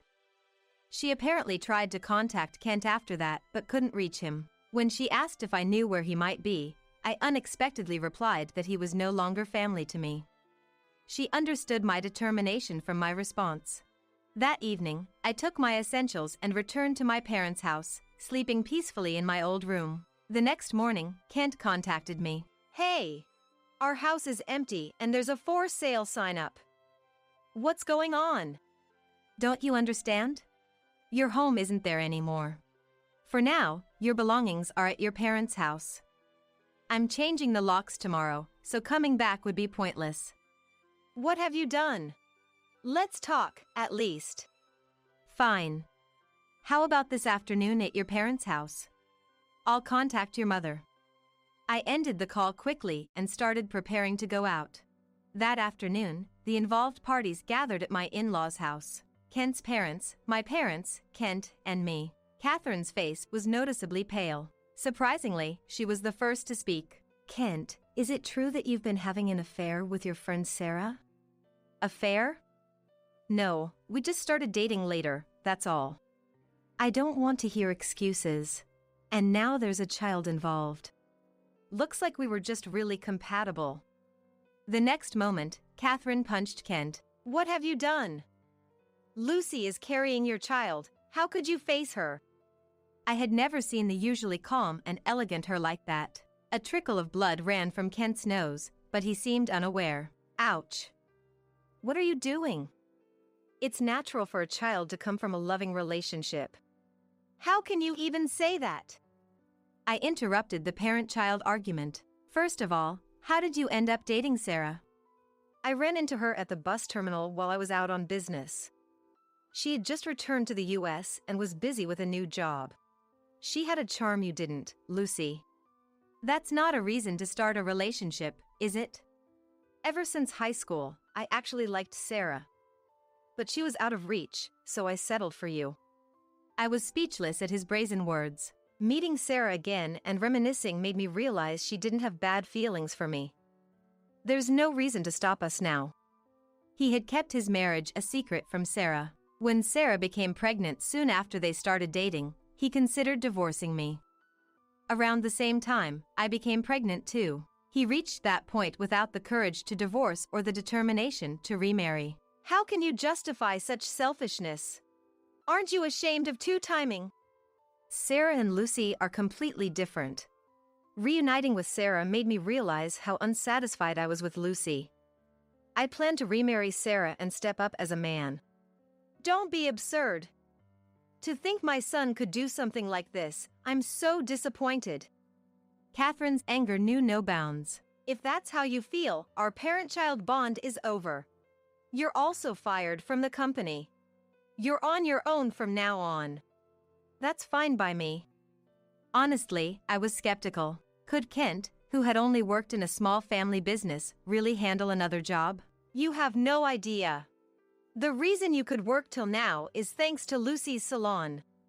What? Lucy's salon? That small town shop doesn't significantly impact my performance. The only reason you had any success was because her shop promoted our products. Ungrateful. Listening silently, my parents announced they would cease business with Kent's company. It can't be helped. I'll start my own business. I'm still young, I can learn. With Sarah returning to work soon after giving birth, our new life is secure. I muttered into my mobile phone, so he says. Suddenly, a loud voice echoed. Are you stupid? From the beginning of the discussion, I had been on a video call with Sarah. If I knew you were married to Lucy, I wouldn't have been involved. It's like I'm betraying her too. I'm speechless at your naivety. Frankly, you lack talent as a business person. Why are you there? I got in touch with Lucy and decided to join this discussion. I'm glad I heard everything. I never want to see you again. Wait, don't leave me. Why should I be with someone as awful as you? I'll raise the baby alone, just don't show your face. Of course, I will expect child support. Realizing remarriage was off the table, Kent suddenly turned to me, almost pleading. Lucy, I was wrong. Let's forget everything and raise our child together. Continue this marriage with such a despicable man? No way. I can't forget the terrible things you've done. The shock of seeing he appear in Sarah's hospital room was fresh in my mind. Don't spoil the mood. Isn't your kindness your best quality? Unable to give up, he was staring intently at me. His mouth agape, his nose bloodied and clotted, he was a picture of disgrace. I shook my head slowly. Just because things didn't work out with Sarah, you think you can come back to me? That's too convenient. But what about you? You'll struggle too, won't you? How do you plan to raise the child? I have skills, and I'm much better off without a husband like you. I'm not foolish enough to cling to a foolish man. My parents had discussed it with me on the previous day, and they assured me of their full support. Being in customer service, they have good contacts with reputable law firms. I presented the divorce application I had found in his drawer. As you can see, the divorce application is all set. All that's left is to file it. Let's quickly settle the compensation and child support. Wait, I have to pay both Sarah and you. Of course. I am your wife, after all. But don't think I'll overlook any negligence towards Sarah's situation either. I have a lawyer ready. He was at his wit's end. At that moment, I felt an unprecedented pain in my abdomen. Oh my, it hurts. My labor had started right at that moment. The discussion was obviously adjourned, and I was rushed to the local hospital by my parents. From there, everything happened so quickly. Exhausted from the stress of the discussion and the labor, I fell into a deep sleep in the hospital bed. Even when the nurses woke me up occasionally, I barely opened my eyes. After being discharged and returning home with my baby, I asked my parents about the current situation. My mother, as a hairdresser, had subtly spread rumors about Kent among her clients. Our customers are mostly housewives. A word or two from her was exaggerated and spread quickly throughout the town. On the other hand, Kent tried to start an internet sales company, something he was always interested in. He seemed to have underestimated personal connections, seeking solace in the internet. However, his capabilities did not match the power of word of mouth. The rumors prevented him from finding a bank to finance his business, and it failed to take off. He tasted the bitter consequences of underestimating the local community network he had belittled. There was another thing that damaged him. The video call with Sarah. She had used another camera to record the entire discussion. She edited Kent's selfish behavior into a short video and spread it among our high school classmates. As a result, he lost all his friends, and those who might have helped him also turned away. He was left to solve everything on his own. He was immediately kicked out of his family home and spent his days in a motel, depleting his savings while searching for a new home and job. Being unemployed and without a stable address, it was hard for him to settle down. Eventually, he moved to a distant land, as it became uncomfortable for him to stay in the city. He finally found a part-time day job, struggling with the unfamiliar physical labor. Sure, there was no mercy. I warned him that if he ever missed a child support payment, I would sue him for assault for kicking me in the stomach. The photos I took of my injuries in case something happened to the baby proved to be useful. The medical records from when I was treated at the hospital for the injuries would also serve as significant evidence. I filed the divorce papers, and almost concurrently with giving birth, I became a single mother. I was not living alone though. I rent a house and decided to live with Sarah. It was the four of us, Sarah, our babies, and me. The children got along as if they were siblings. Sarah and I were best friends to begin with. With Kent out of the picture, our friendship as women only grew stronger. When one of us needed to step out, the other would take care of both babies, allowing us to manage work and have some time to refresh. We're already talking about taking our kids to the park together for the first time once they're a bit older. For now, I'm looking forward to enjoying this comfortable life. The numbers don't add up. You've been cheating. Ben's angry voice echoes in my ears. Despite having just sipped a cafe latte, I feel terribly ill. I'm 10 months pregnant, and instead of showing remorse for making me drink milk, an allergen for me, Ben accuses me of infidelity. No, help me. I lack the energy to deny his suspicion clearly. My hoarse whisper bursts in front of him and fades away swiftly. Acting won't help you. I won't be fooled. It's not like your allergy is a big deal. Convinced that I'm cheating, he, seeing me in agony, doesn't help but leaves the house, still doubting me. What should I do? It's all over. With the last of my strength, I try to call someone on my mobile phone. But my weak hands let the phone slip away. Please. Someone help me. My name is Emma. I'm a 33-year-old housewife, living with my husband Ben, a classmate. We met through a mutual friend 2 years ago. Both past 30, we were already considering marriage, so when we met through our friend, we were acutely aware of each other as potential life partners. Ben works for a trading company, with a satisfying salary and handsome looks. Excuse me for asking, but why haven't you married until now? I knew it was blunt, but out of genuine curiosity, I asked him right there. Actually, I had a fiancé until 6 months ago, but it was called off. I was looking for a new partner since then. He answered cheerfully. I nodded in understanding. Being jilted must have been hard. I hadn't experienced it, but I could understand the pain in his heart. After that, we had a lively conversation about trivial things, like our hobbies and how we spend our days off.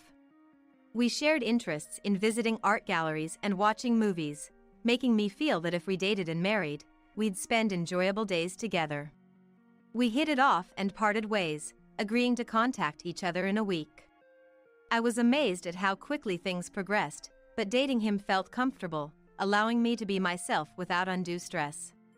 Being with him, I knew I could be myself. Instinctively feeling this, I started making moves on him. It seemed like he reciprocated my feelings, and just a month after meeting, we started dating. It was a whirlwind romance, totally different from any relationship I'd had before. But I already knew he was a good man, handsome and with a great income, so honestly, I wanted to secure him as my future partner. Our relationship progressed smoothly, and a year after we started dating, we got married. He proposed during a dinner on a cruise ship on my birthday. I have a milk allergy, so he made sure that my courses were prepared with soy milk instead. I really appreciated these thoughtful gestures from him. He was my pride and joy. Naturally, I accepted the engagement ring and carefully placed it on my left ring finger. I had dreamt of this moment, but having it become reality made me wonder if it was all a dream. That's how happy I was. I'll cherish you for life, Emma. He said, his cheeks slightly flushed from the wine, and kissed my cheek. That night was the epitome of happiness, savoring the joy of marrying him. Soon after, we registered our marriage and moved into our own place. How about near your parents' place, Emma? It's close to my work too, and it'll be reassuring, right? Really? That's great, thank you. Knowing I was an only child, he suggested living near my parents, thinking they'd worry. With the possibility of raising children in the future, I was truly grateful, as I'd likely need my parents' help. My family, including relatives, all lived nearby. As a child, my cousin Henry used to play with me a lot. So, starting a new life near my parents was a dream come true. After moving in, I quickly realized something about Ben. He didn't do any housework at all. But as I became a full-time housewife, I thought I was okay with it. However, as time passed, I realized he wasn't just avoiding chores, he was also making a mess everywhere. No matter how much I cleaned, it would quickly become untidy again. I did bring it up with him once. Hey, can you try to keep the room a bit tidier? Like, at least put your dirty clothes in the laundry basket? I tried to say it as gently as I could. But he didn't like being told what to do. It's bothersome, I don't want to, he replied curtly. Sighing, I picked up his scattered clothes. Aside from his messiness, there wasn't much else to complain about. On his days off, he would take me out on dates. We went to see movies we liked or visited limited-time art exhibits. It was a fulfilling married life. However, things started to change when I found out I was pregnant. When my period was unusually late, I checked and got a positive result. I immediately went to the OBGYN and was told I was pregnant.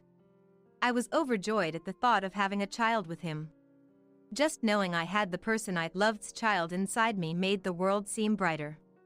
When Ben got home that day, I couldn't wait to share the big news. Guess what? I'm pregnant, I announced, unable to hide my excitement. Really? Ben seemed taken aback. Yes, really. I'm 2 months along. The baby will be here in 10 months, so we have some time, but it's so exciting. I noticed a cloud of confusion shadow his face. 2 months? Yes. He seemed to mull over something. What's wrong? Aren't you happy? Well, it's just that. Ben responded cryptically, leaving me hanging without any further explanation. Did he not want a child with me? We had casually discussed children before marriage, and he seemed eager to have as many as possible. So why wasn't he sharing my joy now? Despite feeling unsettled, the fact remained, I was pregnant. I tried to convince myself that he was just caught off guard. After all, it's often said that fatherhood takes time to sink in. It wouldn't be surprising if he needed time to adjust to the sudden news of pregnancy. But from that day on, he became noticeably distant. He offered no help with household chores, even as I struggled with morning sickness. I knew he wasn't keen on housework, but I had hoped he'd step up when I was in need. "I'm sorry, but I'm feeling really sick today. I don't think I can cook," I told Ben before he left for work. "What?" His response was far from sympathetic. "I've never cooked before, and you expect me to start now? Pregnancy isn't an illness. You're a stay-at-home wife, Emma. Your job is the household, sick or not. I go to work even when I'm not feeling well." He glared at me as if he was in the right. Sure, he went to work even when feeling under the weather, but everyone's condition is different. To me, barely able to get out of bed, his words felt harsh. "But I really can't move," I pleaded with him. He snorted dismissively. "Fine. I'll eat out today," he said, leaving the house. I never thought it would come to this. I sighed to myself. I had always believed that we would build a happy family together. But his attitude changed since my pregnancy was disheartening. Had I been so wrong about him? That night, he returned home drunk. I had barely eaten all day due to feeling nauseous. I hoped, maybe foolishly, that he might have brought something back for me to eat, but he came empty-handed.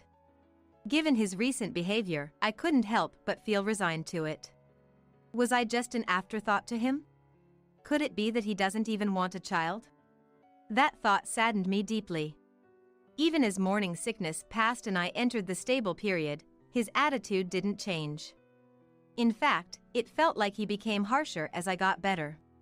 "One of these days, my colleagues want to come over to our place," he announced one day after work. "Colleagues? How many?" 5. "Might be more. I want you to cook for them. Don't serve anything subpar. I don't want them to think my wife can't cook." "What? 5 is quite a lot. Can our place even accommodate that many? Plus, I don't think I can handle that much right now." Even though I was in a stable period, I didn't feel up to hosting and cooking for a large group. Besides cooking, there'd be a lot to manage. The thought of handling it all by myself was overwhelming. "It'll be fine, you're in your stable period now. So, this weekend, expect them. And remember, don't embarrass me." He said this nonchalantly and whistled his way to the bathroom. I was filled with anxiety. True to his word, he brought 5 colleagues over that weekend.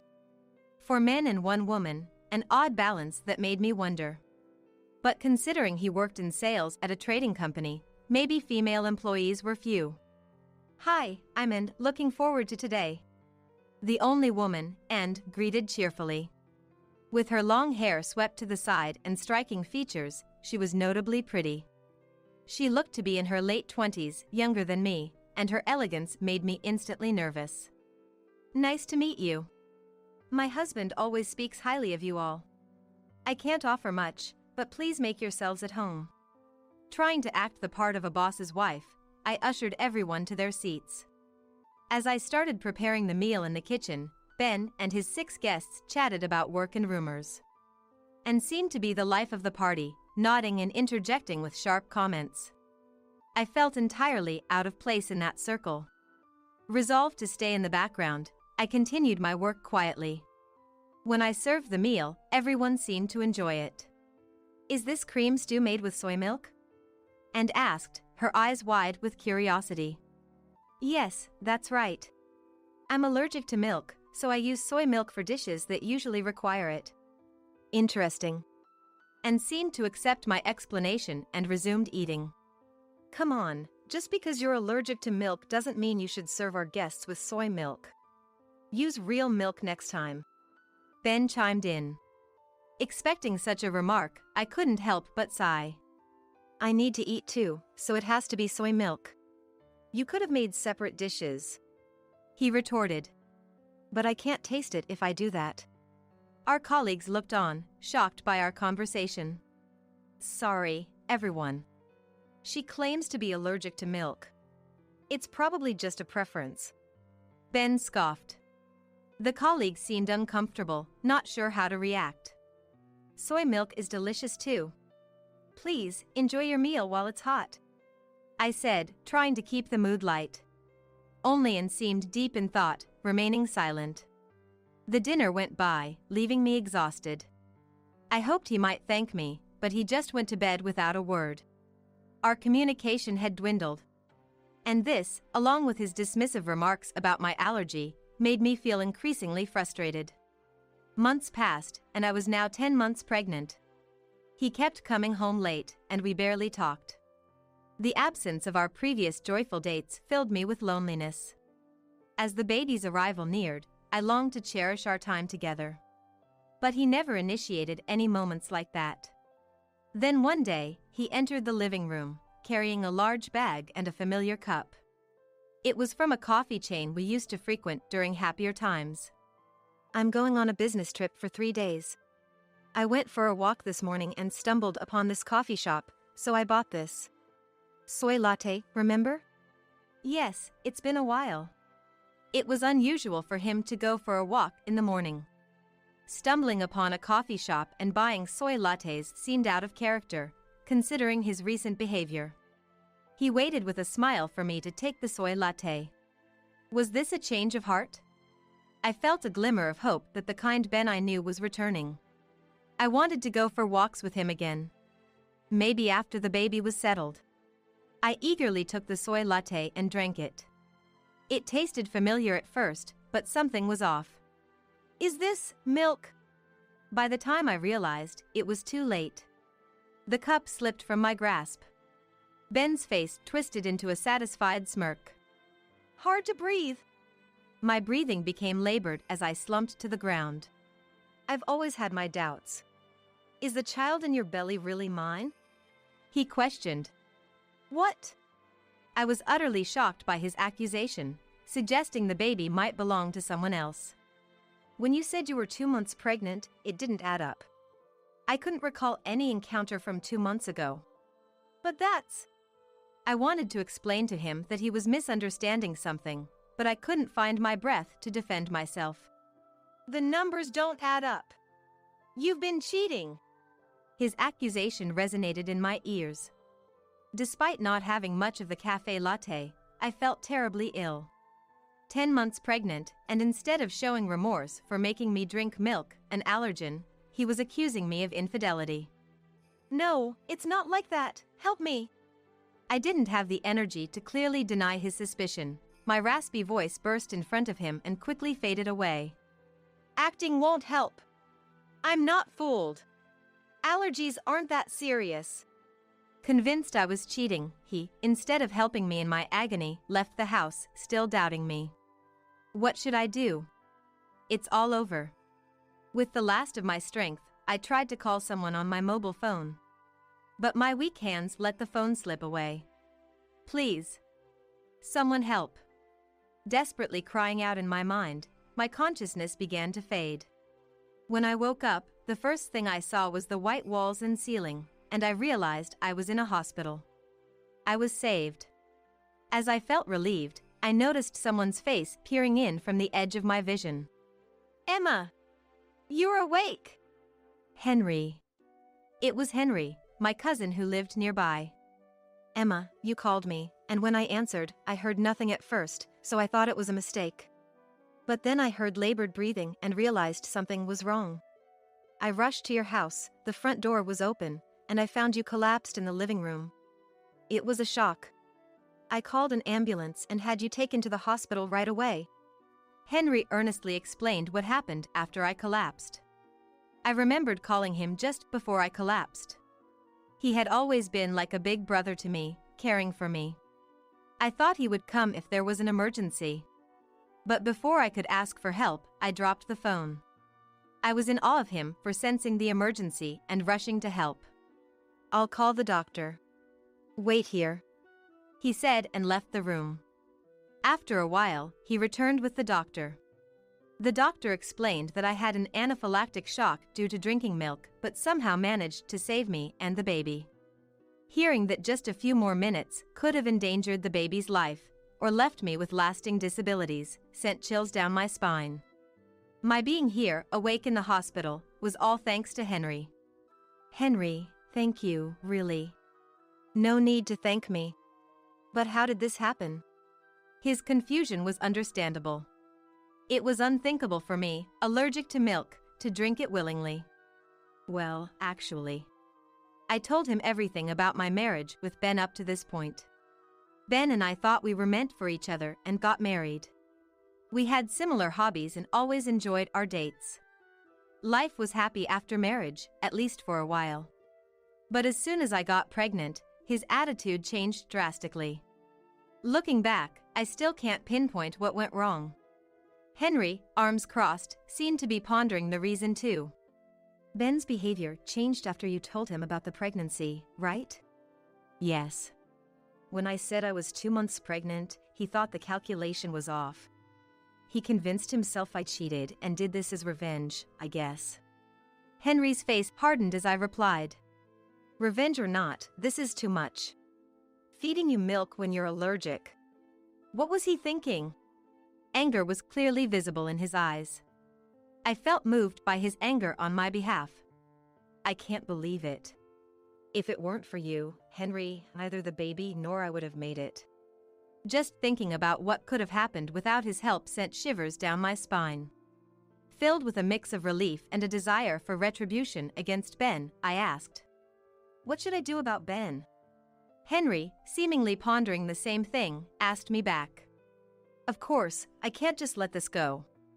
I need to see that he's punished. As I responded, "If that's the case," he began, "I have a plan." After hearing his plan to deal with Ben, I couldn't wait to confront him. The plan was to be executed upon my discharge from the hospital when I first saw Ben. I resolved to follow Henry's advice when I met Ben. But the plan had to be put into action sooner than I thought. 3 days into my hospital stay, I received a call from Ben. It happened while Henry was visiting me. I hesitated to pick up the phone, and the call ended. But Ben called again immediately. So persistent, I muttered, staring at the incessantly ringing phone. The phone stopped briefly, only to ring once more. As the cycle repeated, I looked at Henry, silently seeking advice. "Let's execute the plan now, a bit earlier than expected." "Understood," I replied. Nervously, I picked up the mobile phone, pressed the call button, turned on the speaker, and placed it on the table. "Hello, Emma?" Finally, you answer. "Seriously? I returned from my business trip, and you were nowhere to be found. I've been searching all over for you. Running away from home, what's that about? Thanks to you, I haven't had dinner." His angry voice filled the hospital room. If I had held the phone to my ear, it would have hurt from the loudness. Ben, showing no concern for me, immediately started yelling. He was the one who made me drink milk and sent me to the hospital. His complaint about not having dinner was ridiculous, considering he never cooks. If he can't cook, he should eat out, but he doesn't even do that. It's like dealing with a child. While listening to Ben's angry words, I exchanged a resolute nod with Henry. "Excuse me, but who am I speaking to?" I deliberately lowered my tone to confuse Ben. What? What are you talking about?" Ben sounded baffled on the other end. Henry and I exchanged a knowing look and smirked. "I don't know who you are. The mobile phone screen says Ben, so are you perhaps my husband?" "What?" He sounded completely perplexed. It made sense. After repeatedly calling his wife, he finally got through, only to hear nonsensical words. I glanced at Henry again and smirked. Henry nodded in agreement. Then Henry took the mobile phone from me and began to speak to Ben. "Hello, Ben. My name is Henry." I heard Emma's voice on the phone and took over the call. "What? Henry? Who are you?" "Are you the father of Emma's child? So you're the one she's been cheating with?" Ben hastily accused Henry in a stern tone. "Cheating? What are you talking about? I'm Emma's cousin. Actually, Emma is currently suffering from amnesia." Amnesia? Yes, this was the plan Henry and I devised. I would pretend to have lost my memory to confuse Ben. The goal was to get Ben to admit that he was the one who gave me the milk. The plan was supposed to be executed when we met in person, but Ben's call accelerated things. No problem, though. It might even be more convenient over the phone since he can't see my face. Don't you know? Emma collapsed from anaphylactic shock 3 days ago due to a cafe latte she drank. What? Ben seemed clueless about such matters, tilting his head on the other end of the line. She nearly died after ingesting milk, an allergen. The baby was almost affected too. Emma lost her memory due to the psychological shock. You were the one who gave her the drink, right? Henry's tone was stern. Ben let out a small cry of disbelief. No. What do you mean no? It was me who gave it to her, and told me to do it. Ben's voice trembled. Hearing this shocking revelation, Henry and I exchanged glances. Then, from the other end of the phone, a woman's voice exclaimed, "Wait a minute." We were stunned. It was Anne. I remembered her well as one of Ben's colleagues who had visited our house before. She was the beautiful one.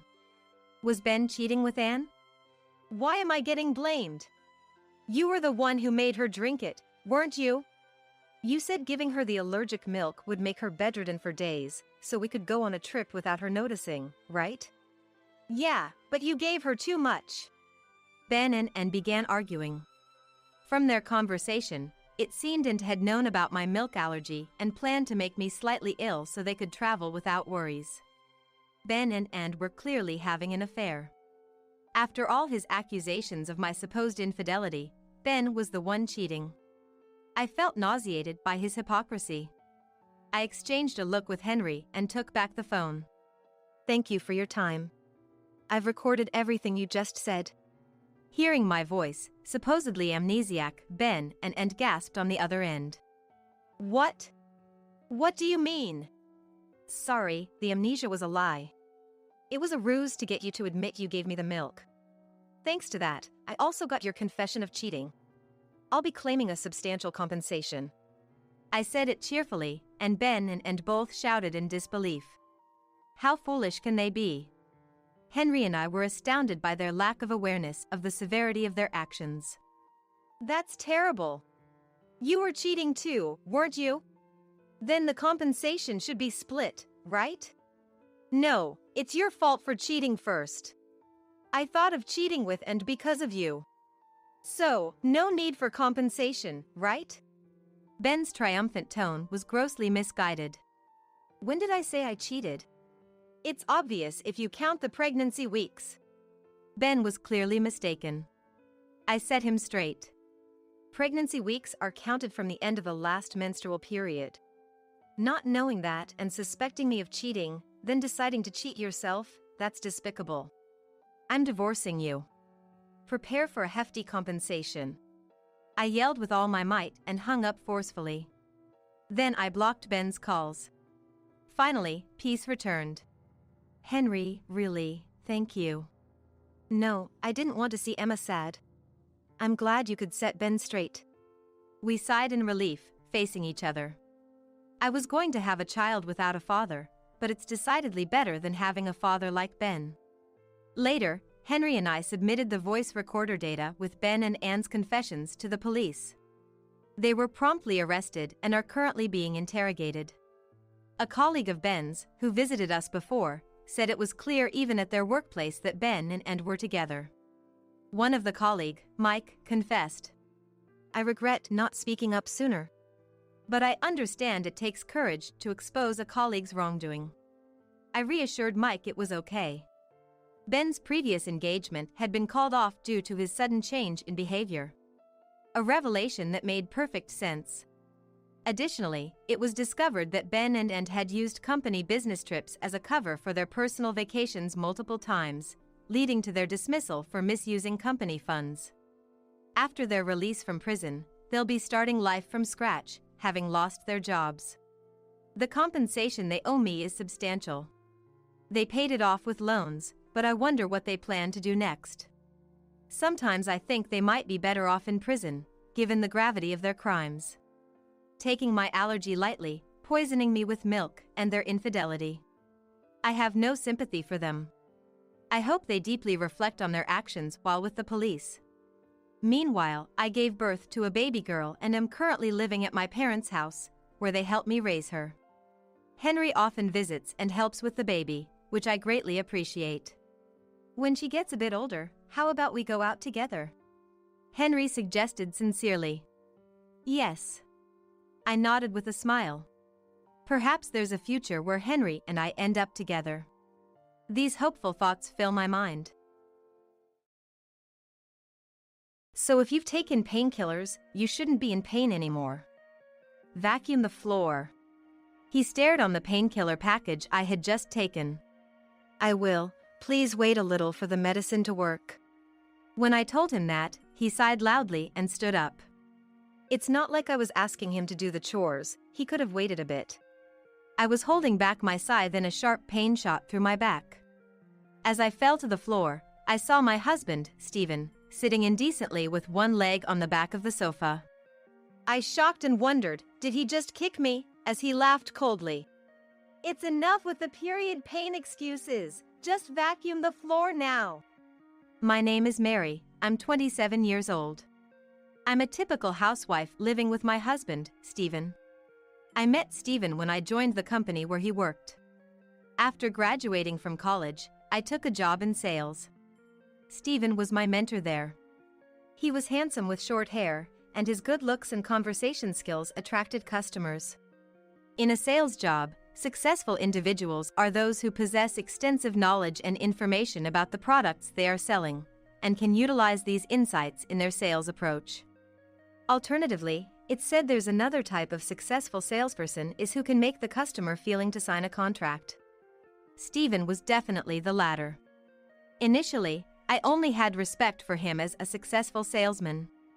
But when I was struggling to make deals, Stephen reached out to me. Gradually, I began confiding in him. While we were going out and having meals together, and developed my feelings for him. Therefore, I was overjoyed when we started dating and ecstatic when he proposed. Our married life was filled with happiness. But there was one thing that always troubled me.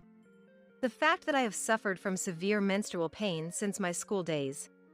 Initially, I used mild over-the-counter painkillers, but as my body got used to them, I needed stronger medication to get through my daily life.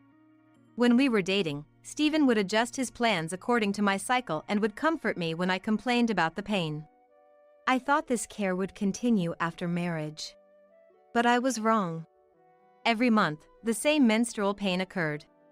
Seeing me struggle to do housework without medication, Stephen would just sigh. This didn't just start in the last few years, get used to it. He started saying that to me. We both work, but Stephen earns more and contributes a larger amount to our living expenses. My earnings wouldn't be enough for living both of us, so I put extra effort into housework. During my period, I would finish as much housework as I could while the painkillers were effective, then rest a bit on the sofa before resuming. I was doing everything in order, but to Stephen, it seemed like I was just lying down and resting. No matter how much I did, he never offered a word of comfort. Then one day, we bought a new house. We had been living in an apartment, but we purchased a larger home in case we had children. Stephen's parents love socializing and often host parties with relatives. Stephen thought it was a perfect opportunity to show off our new house, and decided to invite the relatives for a party at our place. Once he made up his mind, Stephen was quick to act. He set the date for the party and handed me a list of relatives who would be attending. The list included not only names but also ages and food preferences. To my surprise, Stephen, make sure to prepare dishes that cater to everyone's preferences. I won't forgive any shortcuts like buying ready-made appetizers, he said in an annoyed tone. It was challenging to plan the menu as everyone had different likes and dislikes, and some favorite foods of one person were disliked by another. After days of sleepless nights for planning the menu, my period started behind than I expected. I took painkillers, finished cleaning the rooms, and decorated them with flowers the day before. I placed air fresheners and repeatedly went over the next day's party steps in my mind. Then that night, after preparing the menu, finally I went to bed. While I was preparing with the help of painkillers, Stephen had daily evening drinking and laughing loudly at the TV. I remembered Stephen like that as I fell asleep in bed. The next morning, I got up before Stephen to make breakfast and started cooking for the party while tidying up. I was checking the time constantly and kept moving. I arranged the finished dishes on the table and carefully checked every area, from the entrance to the living room and the bathroom. But it seemed the effect of the painkillers was wearing off, as I could no longer to bear the gradually intensifying pain, so sat down on the sofa. I wanted to lie down, but since I had managed to do my hair and makeup nicely, and didn't know when the relatives would arrive, I decided to just sit. As I turned my gaze towards Stephen, he was watching TV, a glass of alcohol in hand. Despite the fact that relatives were about to arrive, I wanted to say "don't start drinking now" to Stephen, but the words wouldn't come out. Noticing my gaze, Stephen glared at me. "What? You're giving me that 'don't drink at this time' look?" "It's not that. I'm getting nervous too. And you're just lounging on the sofa. You finished the preparations, right?" Stephen put his glass on the table and walked towards me. I felt a strange tension in his stare, a bad feeling growing inside me. Everything is in order. But my period started, and the painkiller's effect is wearing off, so I'm taking a short break. I'll get moving soon. Stephen sighed and glared at me. "Don't coddle yourself over a mere stomachache. My mom never did that." Right after those words, just as I thought Stephen had come up behind me, I was suddenly kicked in my back and fell off the sofa to the floor.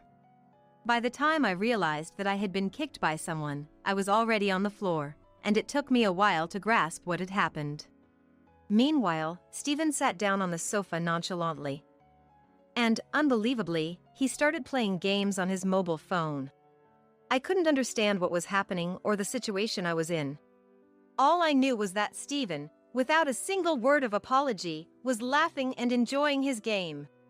When I tried to stand up, suddenly Stephen fell to the floor. Looking up to see why he fell, I saw Stephen's dad, Paul. He was standing behind the sofa. Paul looked furious, and I couldn't take my eyes off him. "What's going on?" Stephen couldn't be understanding the situation and checked the sofa in panic. "Oh, Paul? Did you just push me?" While Stephen was picking up his phone from the floor, and he asked Paul. "I didn't push you, I shoved you, Stephen." "What? Why would Paul shove me? You fools, what do you mean for kicking someone in the back?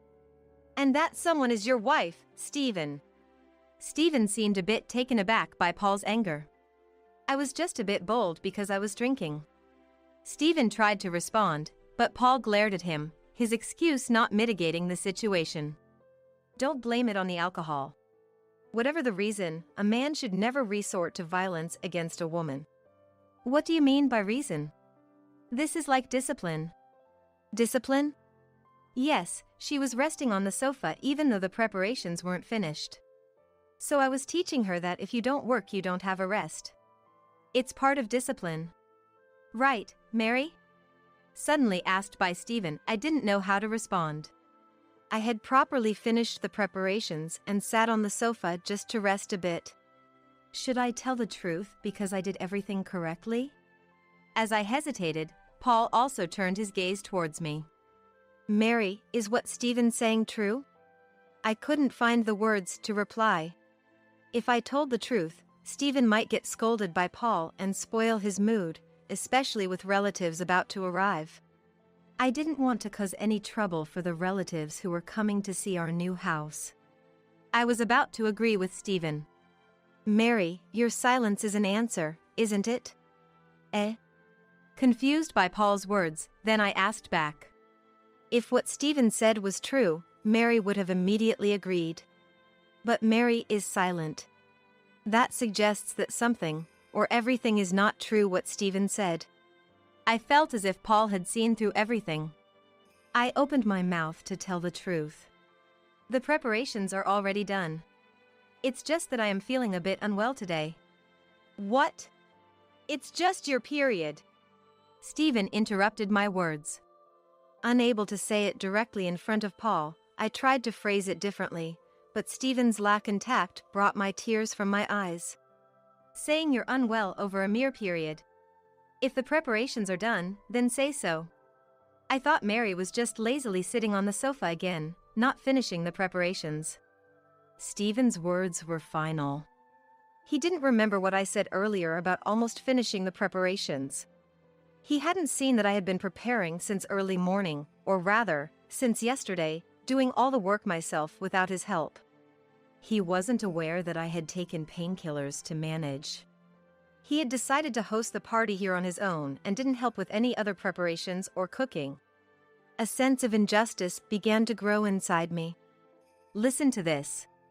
She's been complaining about severe menstrual pain since before we got married, but she still can't get used to the pain. Every month it's like this. My mom was never like this, right, Paul? It seems I was right to come early to help Mary since you said you would entertain us as the inconsiderate host.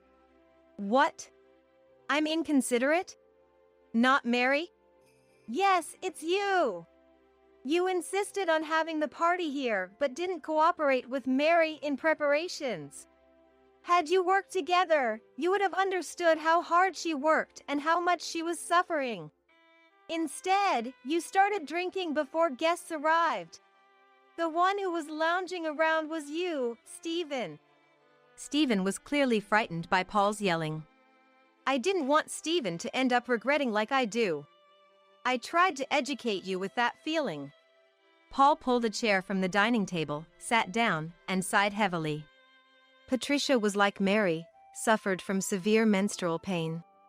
Being a man, I had no knowledge about menstruation, and it wasn't an information-rich era like now. Plus, her mother used to say she was weak for not managing her condition, so I thought menstrual pain was just a lack of self-management. Paul spoke slowly, seemingly recalling the past. Back then, painkillers were weak. Patricia, a housewife living with in-laws, was forced to do all the chores, even during severe menstrual pain. Then, Patricia collapsed. We rushed her to the hospital, and she was diagnosed with endometriosis, which shattered her dream of giving Stephen siblings. Stephen asked Paul in a small voice. It varies by individual, and not everyone ends up like that. But excessive endurance of menstrual pain can lead to illness, and Patricia did become ill. She faced stress from housework, childcare, inconsiderate to parents' in-laws, and an unsupportive husband, eventually leading to infertility. I blamed the era, and also her mother, but it was all wrong. I should have understood for her.